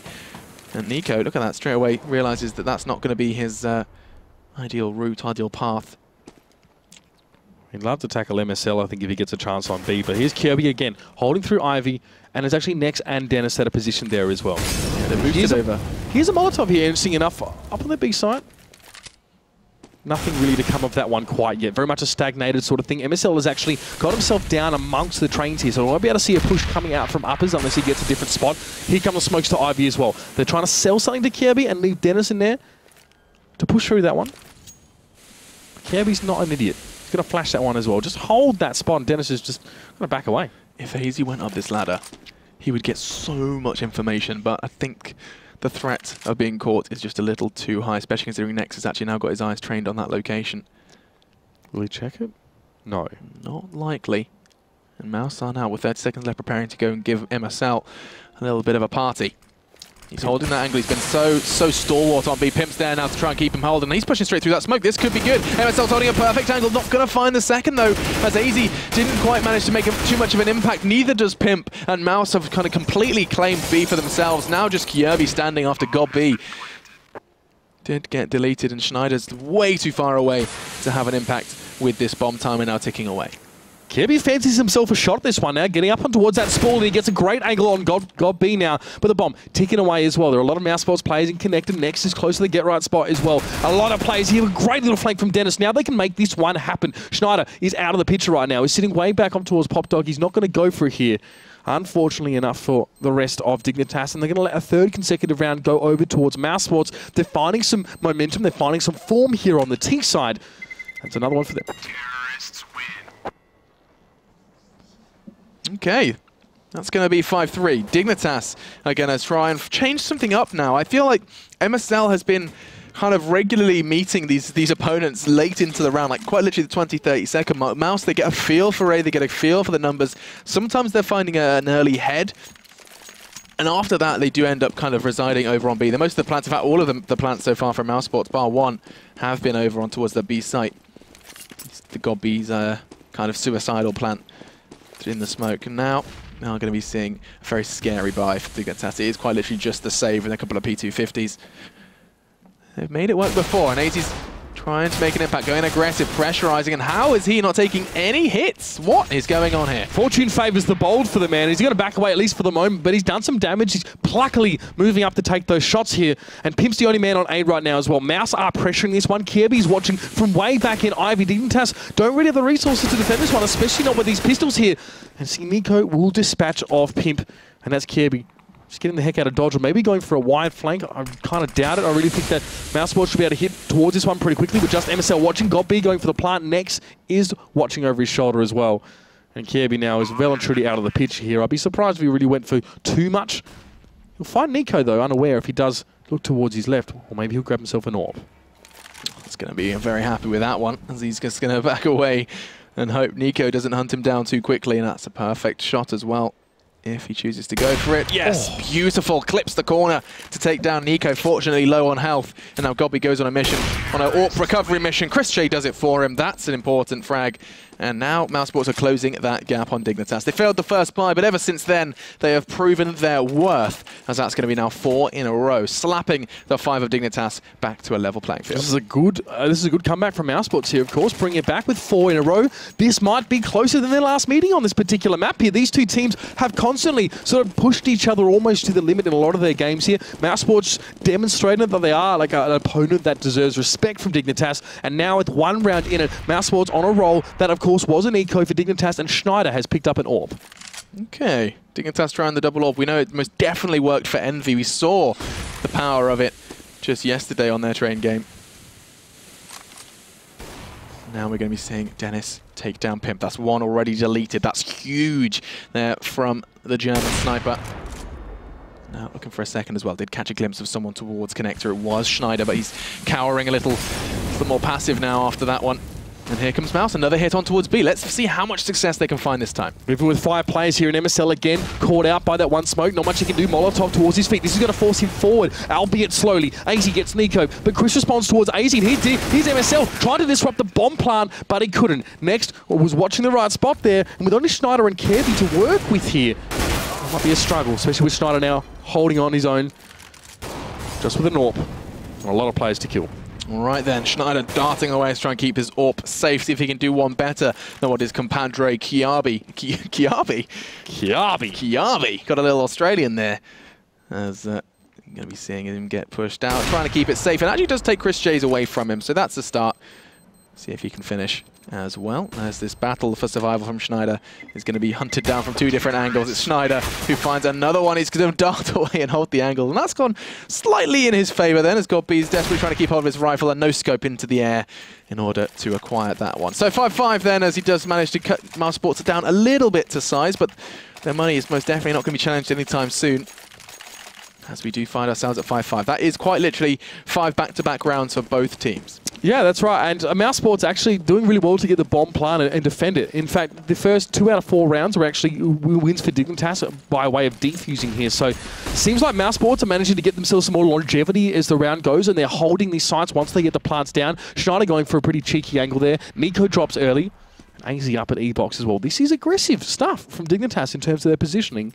They might just back up on it a little bit here, as typically Ivy being left pretty much on its own, except being pushed now by mousesports. It's Jimmy Kirby. Yeah, this is important. This is actually the first time we've seen Mouse really challenge him over on towards Ivy. 3 of them on the way, and he's actually going to throw a flash a little prematurely. That's not great. He's going to get peeked while throwing it, while in releasing it. And what just happened next? Comes alive with 2 very quick frags. That's 3 for him in this round now, and looks to be hunting for the 4th as well. Chris J is going to be able to catch one you would expect. Oh, Pimp's brain is no more, as Nex clutches a 4th as well. That was MSL that bit the dust. mousesports finds 6, and Nex almost single-handedly securing the round for his team. Beautiful work from mousesports there. Incredible stuff. This is a great comeback for them to post 6 rounds on the board now, and this is going to force Dignitas to show us what they've got on this T side now if we do go too much further. Still able to buy, albeit 4 for Masters. It's got, obviously, Schneider still has armor. Pimp has opted not to go for the AWP here at all. Something I haven't seen from Dignitas, and I wouldn't be upset if I did, would be like 2-3 players going aggressive on B, and if they don't necessarily find anyone, that gives them not only information, but enables them to come behind their opponent. Something that, I mean, I wouldn't be surprised if mousesports are anticipating. I mean, they've got Nico and Chris J currently expecting an aggressive push on B, and there's nothing there from Dignitas. Got B now, just in T2 with Nex. Trying to create some opportunities, but Kirby again, pluckily on top of that. That train there, Schneider is going to be able to take Godby, who was drawn out of position by Kirby. Purely his presence there. He's going to be able to duck back towards Ivy now, but here's MSL defending big. Chris J goes for a poke. He goes for a second peek with the AWP, and he will be shut down by MSL. Nico now. Let's maybe go and recover that one here. I don't really know what he can really make of this one, as it's only 2 mouse players left. Dignitas might have just woken up here, but Nex is going to inflict further damage to their roster, but he'll only be the last man standing. The bomb is loose. A lot of work to do. Yeah, and it looks like he wasn't up to the challenge as well, as Pimp does find that 6-6 is going to be a necessary round for Dignitas, as finally they find an answer. It took them 6 rounds back-to-back from mouz before they finally do find an answer. And the answer seemed to be in the hands of just raw fragging. We saw ESEA and MSL kind of pick up those ones, 12, 11 respectively on the top of the scoreboard. Big stuff from them. Last time it was 8-7 at halftime in favour of Dignitas. However, they had the T side there. So things are a bit different here, but still these two teams are very closely matched. And look at this. This push out of Ivy, we haven't really seen this yet with Schneider actually positioning himself. He wants to boost over the box. That's a nice boost, almost kind of representing what the T side usually adopt, and they're both slowly creeping and crawling. It's going to be Dennis with the AWP who's going to be the first to challenge out, and that's beautiful. Schneider takes 2 very, very quick frags. mouz now cut down to size. Dignitas operating at a loss, though. Where is their 5th man? Seems to have disconnected here, so they've done well with only having 4 at the moment. We'll probably see a pause after this one, but MSL looking for Chris J. They might not need 5 minutes. MSL will take care of the AWP of mouz Sports, and now it's Nico and Got B to do a lot of work. Nico wants to make a push. The nade did hurt him. He grabs the AWP, and MSL now relocating as the smoke comes down towards B. Nico took down Pimp. He was waiting to defend that side as well. MSL going to get aggressive towards Got B. That makes the bomb lose, and Nico now is severely strapped of options. He's already committed to being on the floor here now. He's just going to try and frag it out, and Dignitas with 4 claim that round. MSL and Schneider is all they needed in that round. AZ, he didn't even need to be here. Maybe that's the secret. Maybe that's what we need to do, is just have AZ regularly leave the server, because a fantastic and a tidy round coming out from Dignitas. And that's actually almost going to give them another off the back of that, considering where mouz Sports currently reside in terms of money. And so 7-6 could very well be 8-6 as they're approaching the end of our first half here. Yeah, mouz Sports definitely hoping to finish the half strong on that last round. So for now, they're just down towards their pistols. There's only Chris J with a Tech 9. And they're splitting a little bit here. Dennis is still going to go for Ivy. They will probably group up and do the B push, but they were sort of trying to work in those first few rounds of the game. But AZ's already got himself well and truly underneath them in Pop Dog here. He's heard them go past. MSL ready for the push as well. That's where AZ, there's MSL. He's opening things up. Nico goes down. He's going to try and get the spray down here. Goppy drops as well, but Chris J finds his head. Yeah, and AZ is on the way back, but I'm not too sure how much more he can do. It's going to be a question of Pimp now, just pistol v pistol, and Chris J is probably going to be going down. He does, and Dennis is left kind of wondering where it all went wrong. Bomb loose on B. He's managed to kind of creep and crawl behind, but Kirby is expecting it. 8 then for Dignitas is going to be coming into the final round to see if they can create any more of a gap between them and mouz Sports before it's their turn to turn on their T. I'm looking forward to Dignitas' T side here. They're waking up though a little bit on the CT. That was obviously a round just now they got garnered by their excellent play in those gun rounds here. So let's see mouz Sports now buying up. No warp though for them at all. You can see some grenades are coming out here. 4 flashes for the whole team. They've all got some armor at least, and that's something to work with. Will they mix things up here on their last T-side round? That is a very good question. We are going to be seeing mouz actually stack up. That's 3 players in connector. Not something we've seen too much of from them. And another nade coming in from Dignitas. This time it does connect. Down. It's got to be down to 70. 4 players, this 4-man stack from Dignitas is going to get cut down to size. 2 quick frags between Chris J and Godby, but Dignitas do exactly the same right back, and this is going to be a quick one. Oh, Pimp there. Great work from him. He'll actually go down eventually, but Nico having the pressure on towards him. 2v2. Kirby now just pushing straight down towards that tunnel. Nico none the wiser. He's picked up the bomb, but he might pick up some bullets for his trouble. He only went down to 60%, so Kirby, he got some help from MSL, and Dennis is the last man standing. He's got to try and make an opening here. Turn this 2v1 into 2 1v1s with a good spray towards MSL. Will start him off quite nicely. He's down to about half health. Kirby has a Molotov as well. We've got to use that one. Nope, just get it done the old-fashioned way. At Dignitas make it 9-6 at the half. Kirby, that could very well pay dividends later on down the line now. 9-6 then. You said it was 8-7 last time these two teams met, so Dignitas keeping it a little bit close, but not close enough. 9-6. Just as we saw against Fnatic, a good pistol round will guarantee you that 12-6 and definitely put you in good stead to round out the remaining rounds. And let's not forget, you know, half of the rounds that mouz Sports acquired were off the back of that pistol. You know, those first 3 that they managed to build off, all because of a successful pistol round. And I'm going to be very interested to see if Dignitas can do it. Kind of almost, yeah, throw it back in the opponent's face as opposed to what happened to them over on Mirage. Absolutely now. They're well poised to do that. Last 2 rounds have definitely started to see them develop some momentum there as well. Schneider with an incredibly aggressive push actually on top of the train cart with the AK. Don't really know what he was going for there. It didn't work out, but you can see the intent in Dignitas' play here. They want to try and shake mouz Sports off their foundations, and now they're on the T side. This is a great way to do it. Pistol round will be very telling. Yeah, this is potentially, and it's of course very much just smoke and mirrors until we do see who picks this one up. But we could be seeing Dignitas create quite a large gap between themselves and the German side, or majority German side at this point. Now let's see where the T side chooses to take that bomb. We already see Chris J just casting his eyes towards Connector. Lots of early eyes spread out on towards the A site. Nico is the one looking towards Ivy, as we are going to see a couple of early bullets exchanged towards that B long. Instead, Dennis just backs away, keeping himself safe and sound. And Godby, I think that's a heavy investment of the incendiary. That's, of course, perfect if it has to deal with a fast B, but that's not what Dignitas plan. No, not at all here. And they're actually just taking the time here in Connect. You can see these three players. What they're waiting for, though, remains to be seen. MSL harassing still over towards that B side. He's still trying to create some sort of opportunity. And Godby, well, he's going to be able to deal with the push right now. I think he's gotten rid of that incendiary. He has used it, and that has kept MSL at bay. But he's now going to push out with that Tech 9. See what kind of damage he can inflict on towards his side. Oh, that's great. That's beautiful. Look at this. 4 players have rotated. All the CTs are now bundling into B because of MSL, who currently should be looking for jobs on Hollywood because he's sold it beautifully. An actor, no less than a CS player, and now it's going to be a 3 versus 3. Nex is the one to do damage for mouz. It looks like they haven't finished just yet. Kyobi's going low, courtesy of Nex, but not enough. And now it's a 2v2. Dennis is struggling to connect his shots, and it's cost him dearly, but Pimp turns up with 2. Very important for Dignitas to acquire that one, and that's going to put 10 on the board. And now this is where the gap can get created. This is where things can run away from mouz if they're not too careful. Absolutely. They sold that, as you said, Dignitas very well. mouzsport still managed to get through Connector and pick up the Dignitas player who was waiting for them.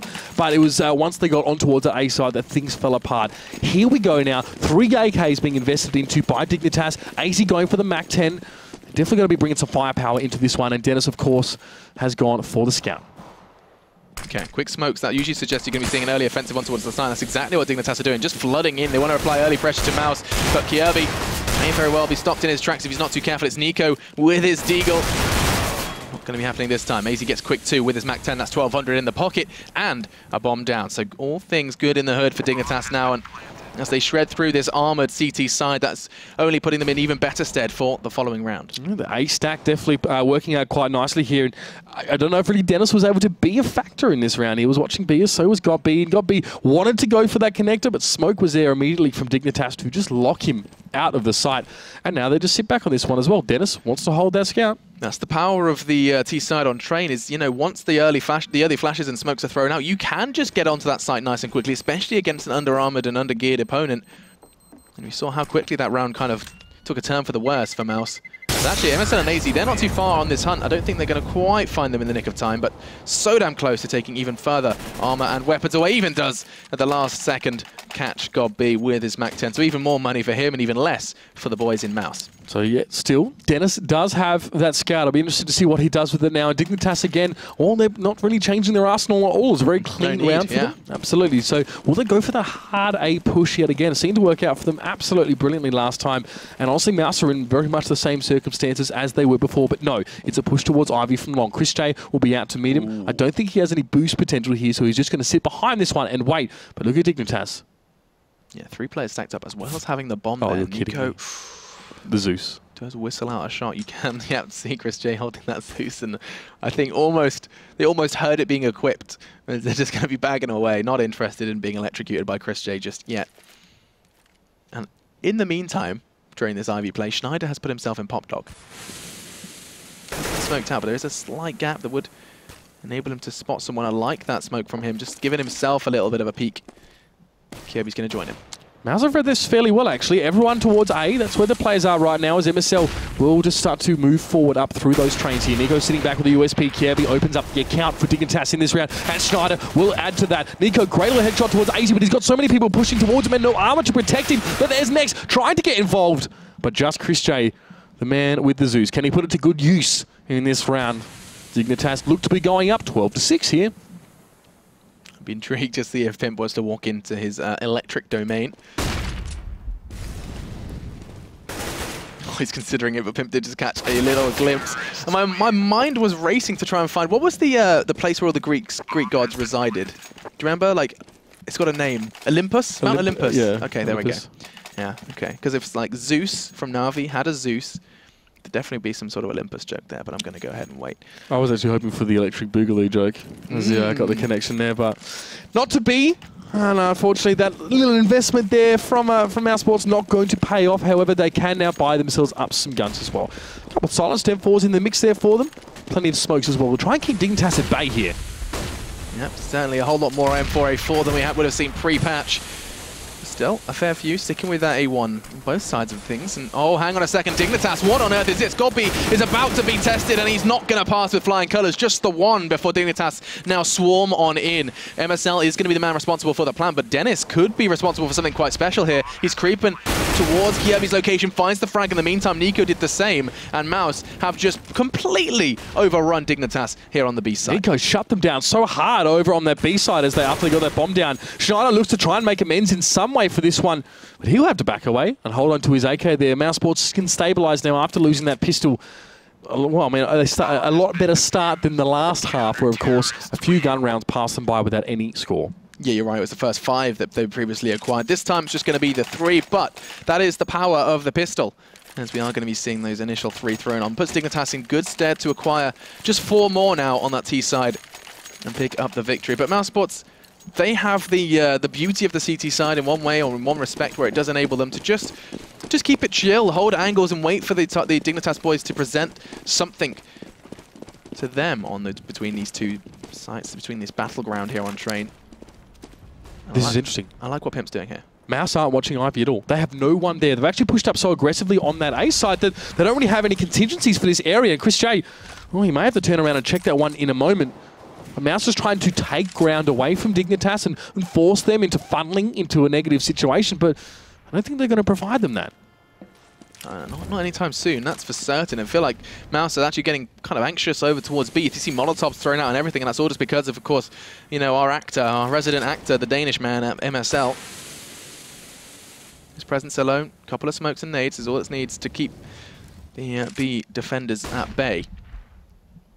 But now, time gonna start becoming a factor here. Schneider's the one to try and extend through Ivy. Chris J, the one to defend it. In fact, no, he's backed away as well. You're right, they have completely disregarded a push from Dignitas through Ivy. Chris J now actually just wants to set himself more on that A side. He's done a bit of a lap through the tunnels there, and here's Schneider. Still unsure whether he should push this one, because Chris J has actually come around. Maybe that was a sound bait or something similar. Don't really know, but now bomb being picked up by Pimp. Maybe be the option? No, he'll head down Pop Dog and maybe try and open up an opportunity, but Next is there to meet him, and that takes the wind out of Dignitas' sails a little bit, but MSL picks up towards Dennis, and there's Kirby getting involved now. A might be the target right now for Dignitas as AZ takes down Nico, and all of a sudden, mouz just crumbling to pieces. It's just Chris J, and he has to back away and head to the tunnels. Dignitas completely just in the head of mouz. They had no idea where that bomb was going. Chris J was rotating to B, then back away. He had no idea where that bomb was going until the last second. Next, of course, getting a vital frag there. He could have got one better. That could have been a completely different round. But by not being able to seal the Pop Dog presence's fate, we did see that one go Dignitas' way. Now, another step closer to that magic number. And mousesports are going to be rocking the eco. Well, mousesports were just starting to show some sign of a resurgence here, but they have been, well, quashed back down now, even after 7 rounds.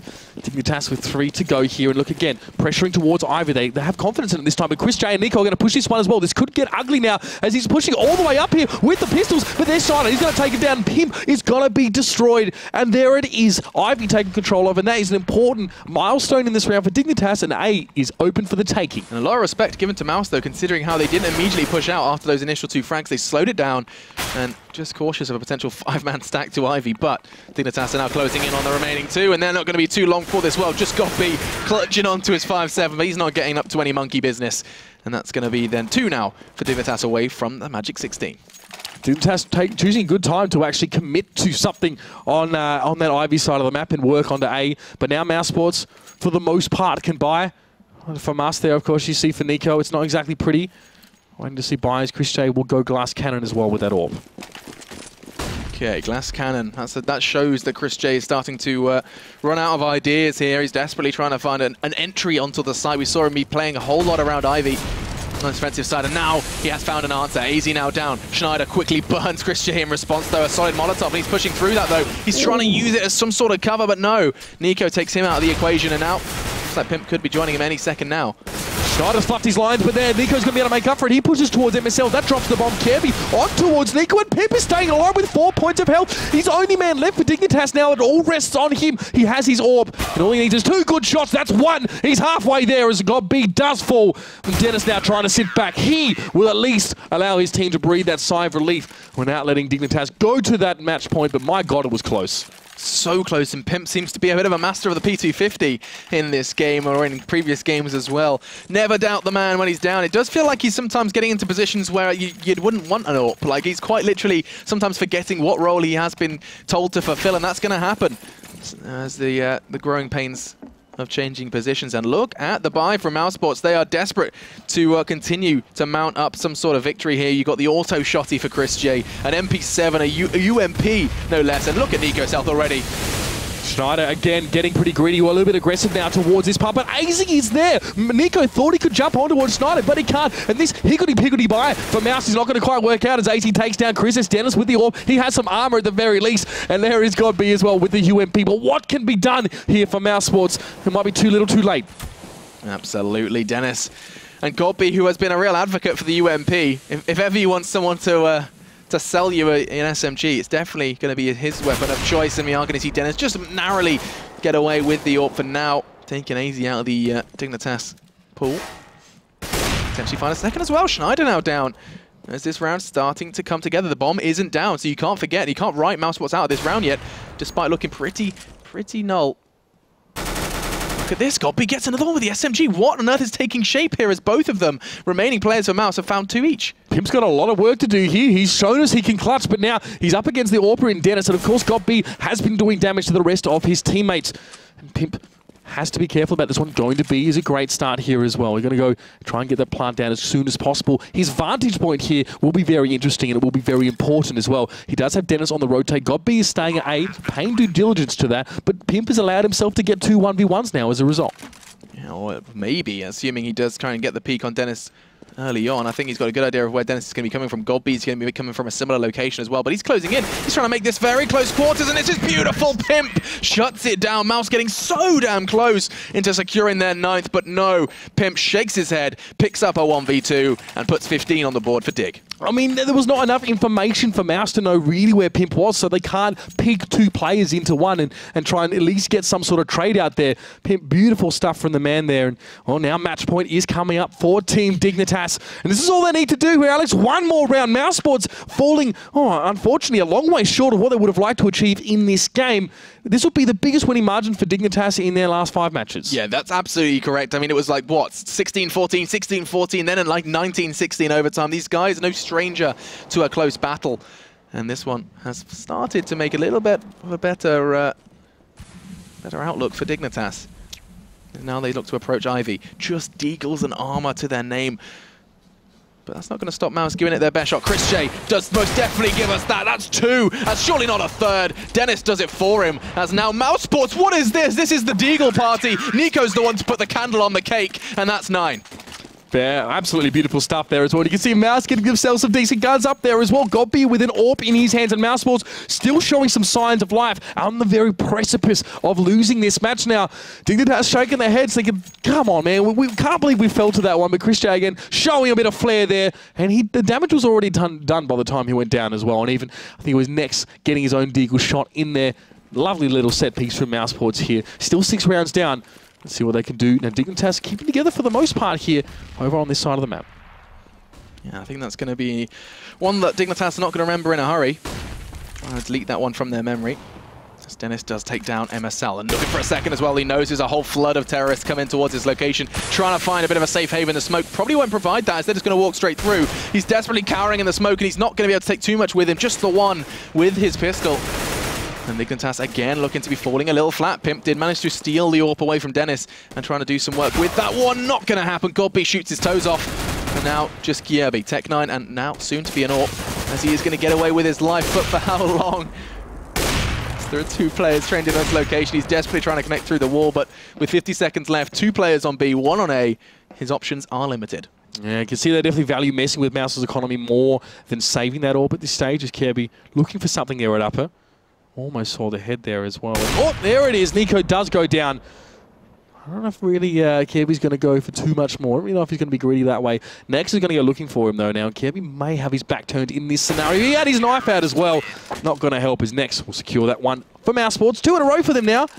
They're inching yet closer, but still, that match point will be looming over their head every round of this game. And so, mousesports keeping Dignitas on their toes. This could very well start to spiral a little out of control for Dignitas, but they just need one. And it's always this scenario that can sometimes kind of be the monkey on the back of some teams where they do sit there and they go, we just need one, guys. How hard is this? One round, we've already got 15, and there's this horrible kind of problem you can cause by being too successful, you know, sitting on 15 causes some problems for some teams. Now, Dignitas are trying to pick up the pace, and it's going to be working so far. Easy already draws blood.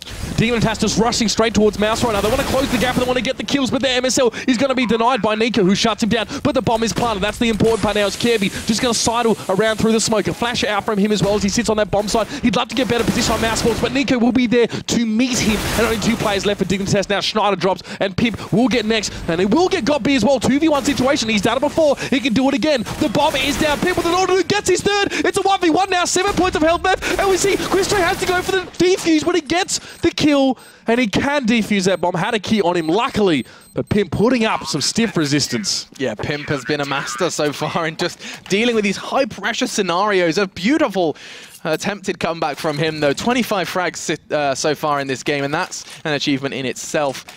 And now we have to sit and wait. So close as well to finding that final frag. He was in a prime position to just stop that defuse. Fortunately, enough damage was done by Nico to aid his kill. Now, let's see where they go into this one. We are going to be seeing Dignitas buy in again. Very limited nades, very limited rifles as well. 2 Galils and a couple of smokes for them to work with. And it's a far cry from ideal. But then again, AZ goes doing that. That's crazy. He gets an early frag onto God B, and I wouldn't be surprised if Dennis does slap him and his team back into submission as MSL does go down. We're back to a 4v4. Orb kill for the Flying Dutchman. Just going to settle things a little bit here for mousesports as Kirby and Schneider again going to try their luck at Ivy. And Chris J a little bit late to the party if he was planning to defend that one here.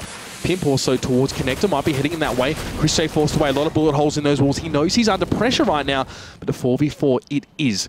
Next, waiting for something towards Pop Dog. Pimp is up in lockers as Chris J does take down Kirby. That's one of those forces looking around him. But Schneider will actually try and push through that smoke. He wants to find that kill. He'll at least gain himself some position, but he has been spotted. Gets tagged down towards 40 and has to be very, very careful right now. Dignitas need all the players that they can keep.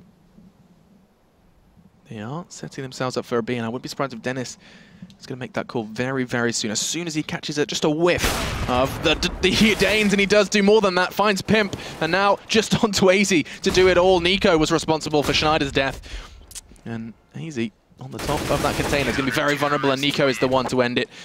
And now mousesports starting to make it interesting, folks. Dignitas was so close to 16 for so long, but now 4 back-to-back rounds from the German side are starting to keep this game more and more interesting. This one is a nail-biter, and look at Dignitas' buy. They have to eco here. There's no choice really. They really can't let this get any further out of hand. They got pretty much no money, so they're going to try and hold on to a little bit here and work with these Tech 9s. It's only armor for Kirby right now as well. A couple flashes for AZ, but they're not working with a great deal here. Now, it looks like, again, they're trying for Ivy. MSL here as well. Will probably want to flood out if he can, but this is Schneider with the Deagle, and Kirby want to work this hard. I like what Dignitas are trying here, as they're going to be desperately trying to work and maneuver their way in towards the train yard. There's just so little they can do with these pistols, you would hope. Easy for Mouse. It's going to be Nex and Nico who do all the work for them. It's going to continue to do so. Just the 2 of us, they sing, as it's going to be 3 for Nico, 2 for Nex, and that's going to put 13 then on the board for Mouse. Dignitas, this is one of the last chances they're going to get now before it goes into overtime. mousesports have done such a fantastic job of closing this gap. We said every single time these 2 teams meet, it gets close. We thought this was going to be an exception. It doesn't seem the case. Yeah, I think Dignitas lose this. Obviously, they'll see if they can force something in the next one here, but mousesports getting very close now, just nibbling at the heels of Dignitas, and they realise we're starting to sweat a little bit here, I'm sure of it. Dennis still with the AWP, persisting. Chris J opted to not really sort of touch that one for the last few rounds here, and it's worked out so far, there's no doubt about it. The majority of Dignitas here set up again on long. Look at MSL, look at AZ, there's the frags coming in, AZ getting 2, and that opens things up so beautifully towards the B side. This is going to force a rotation from Mouse, but the rest of Dignitas can still go A. This is nice, of course, but without the lack of bomb, the B players are just going to try and sell it as best they can. It's going to be MSL who's just desperately trying to, once again, make them think it's a B, and it's going to work beautifully as now Nico and Nex are locked out on towards B. This is a very nice turn of events, all off the back of AZ's frags. Nico not going to let this one slip away too easy, though, as he does take down Schneider. Now just Nico and Nex. They've completed the round, just the two of them last time. Let's see if they can do it again. Big effort thus far from AZ. 3 frags for the man just to try and seal things out. Nico wants to go for something, but people shut him down. It's just Nex. He's got to make this one happen. He jumps up on the bomb side. He sees AZ from lower Pop Dog. He knows there's other players in the vicinity. He has to smoke and he has to go for this one here. People's going to poke around the corner. Will he get the better of him? He will, and Dignitas have done it. They close it out after a little bit of a close shave there. 16-13. Good God, these guys like to bring it close. Dignitas and mouz, it's going to become a bit of a regular sign between these two guys. Is as soon as they're about to play, okay, so we're expecting to see a close to 30 rounds every single game. And now, you said the statistic before, it was the last 5 times they've met, Dignitas have won 4. Again, mouz falling foul to the Danes. Very close for them each time. It must be quite frustrating, I'm sure, for mouz Sports. Sure. However, it's an improvement on their last trained performance against Dignitas for what it's worth here. And Dignitas, you know, turning a night that could have gone sour after such a great start against Fnatic into something a little bit better here, getting a win at the end against mouz Sports. Yeah, so that's a good showing and a good evening of CS.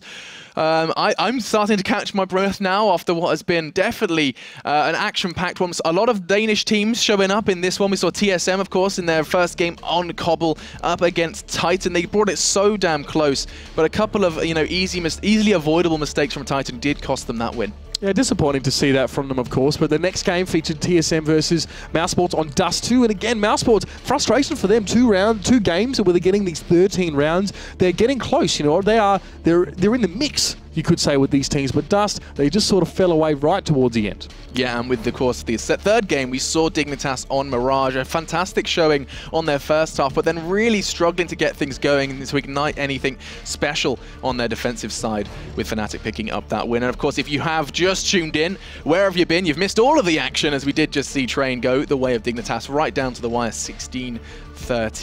If you have missed all of the action, you guys can catch up with it both on the Score Esports application over on your phone. You can find that over at the iOS or Google Play Store, or if you want to catch the VODs, you can go over to our YouTube channel as well, youtube.com/ESL for all of that. That about brings it to a close for us here. We have, of course, got more CS on the way on the NA side of things, so if you do have a messed up bedtime, like I'm sure both me and Mitch do, you will be able to catch those over at twitch.tv/ESEA. And if you are after some more European CS, they can go ahead and look forward to the Super Week coming up. That's right. I mean, all through this weekend, on Saturday, of course, there will be games, as you can see here as well. So we're going to see a bit more of TSM playing as well. NIP, we're going to see some more games out of Penta as well. That'll be their second, third, and fourth matches of the Pro League so far. So definitely not one you want to miss, especially if you want to see exactly how that table now is really going to start to take shape. Yeah, it's going to be a very telling Saturday, that's for sure. A big change-up potentially in those standings for the Pro League as that weekend will come to a close. We hope to see you guys there, but for now,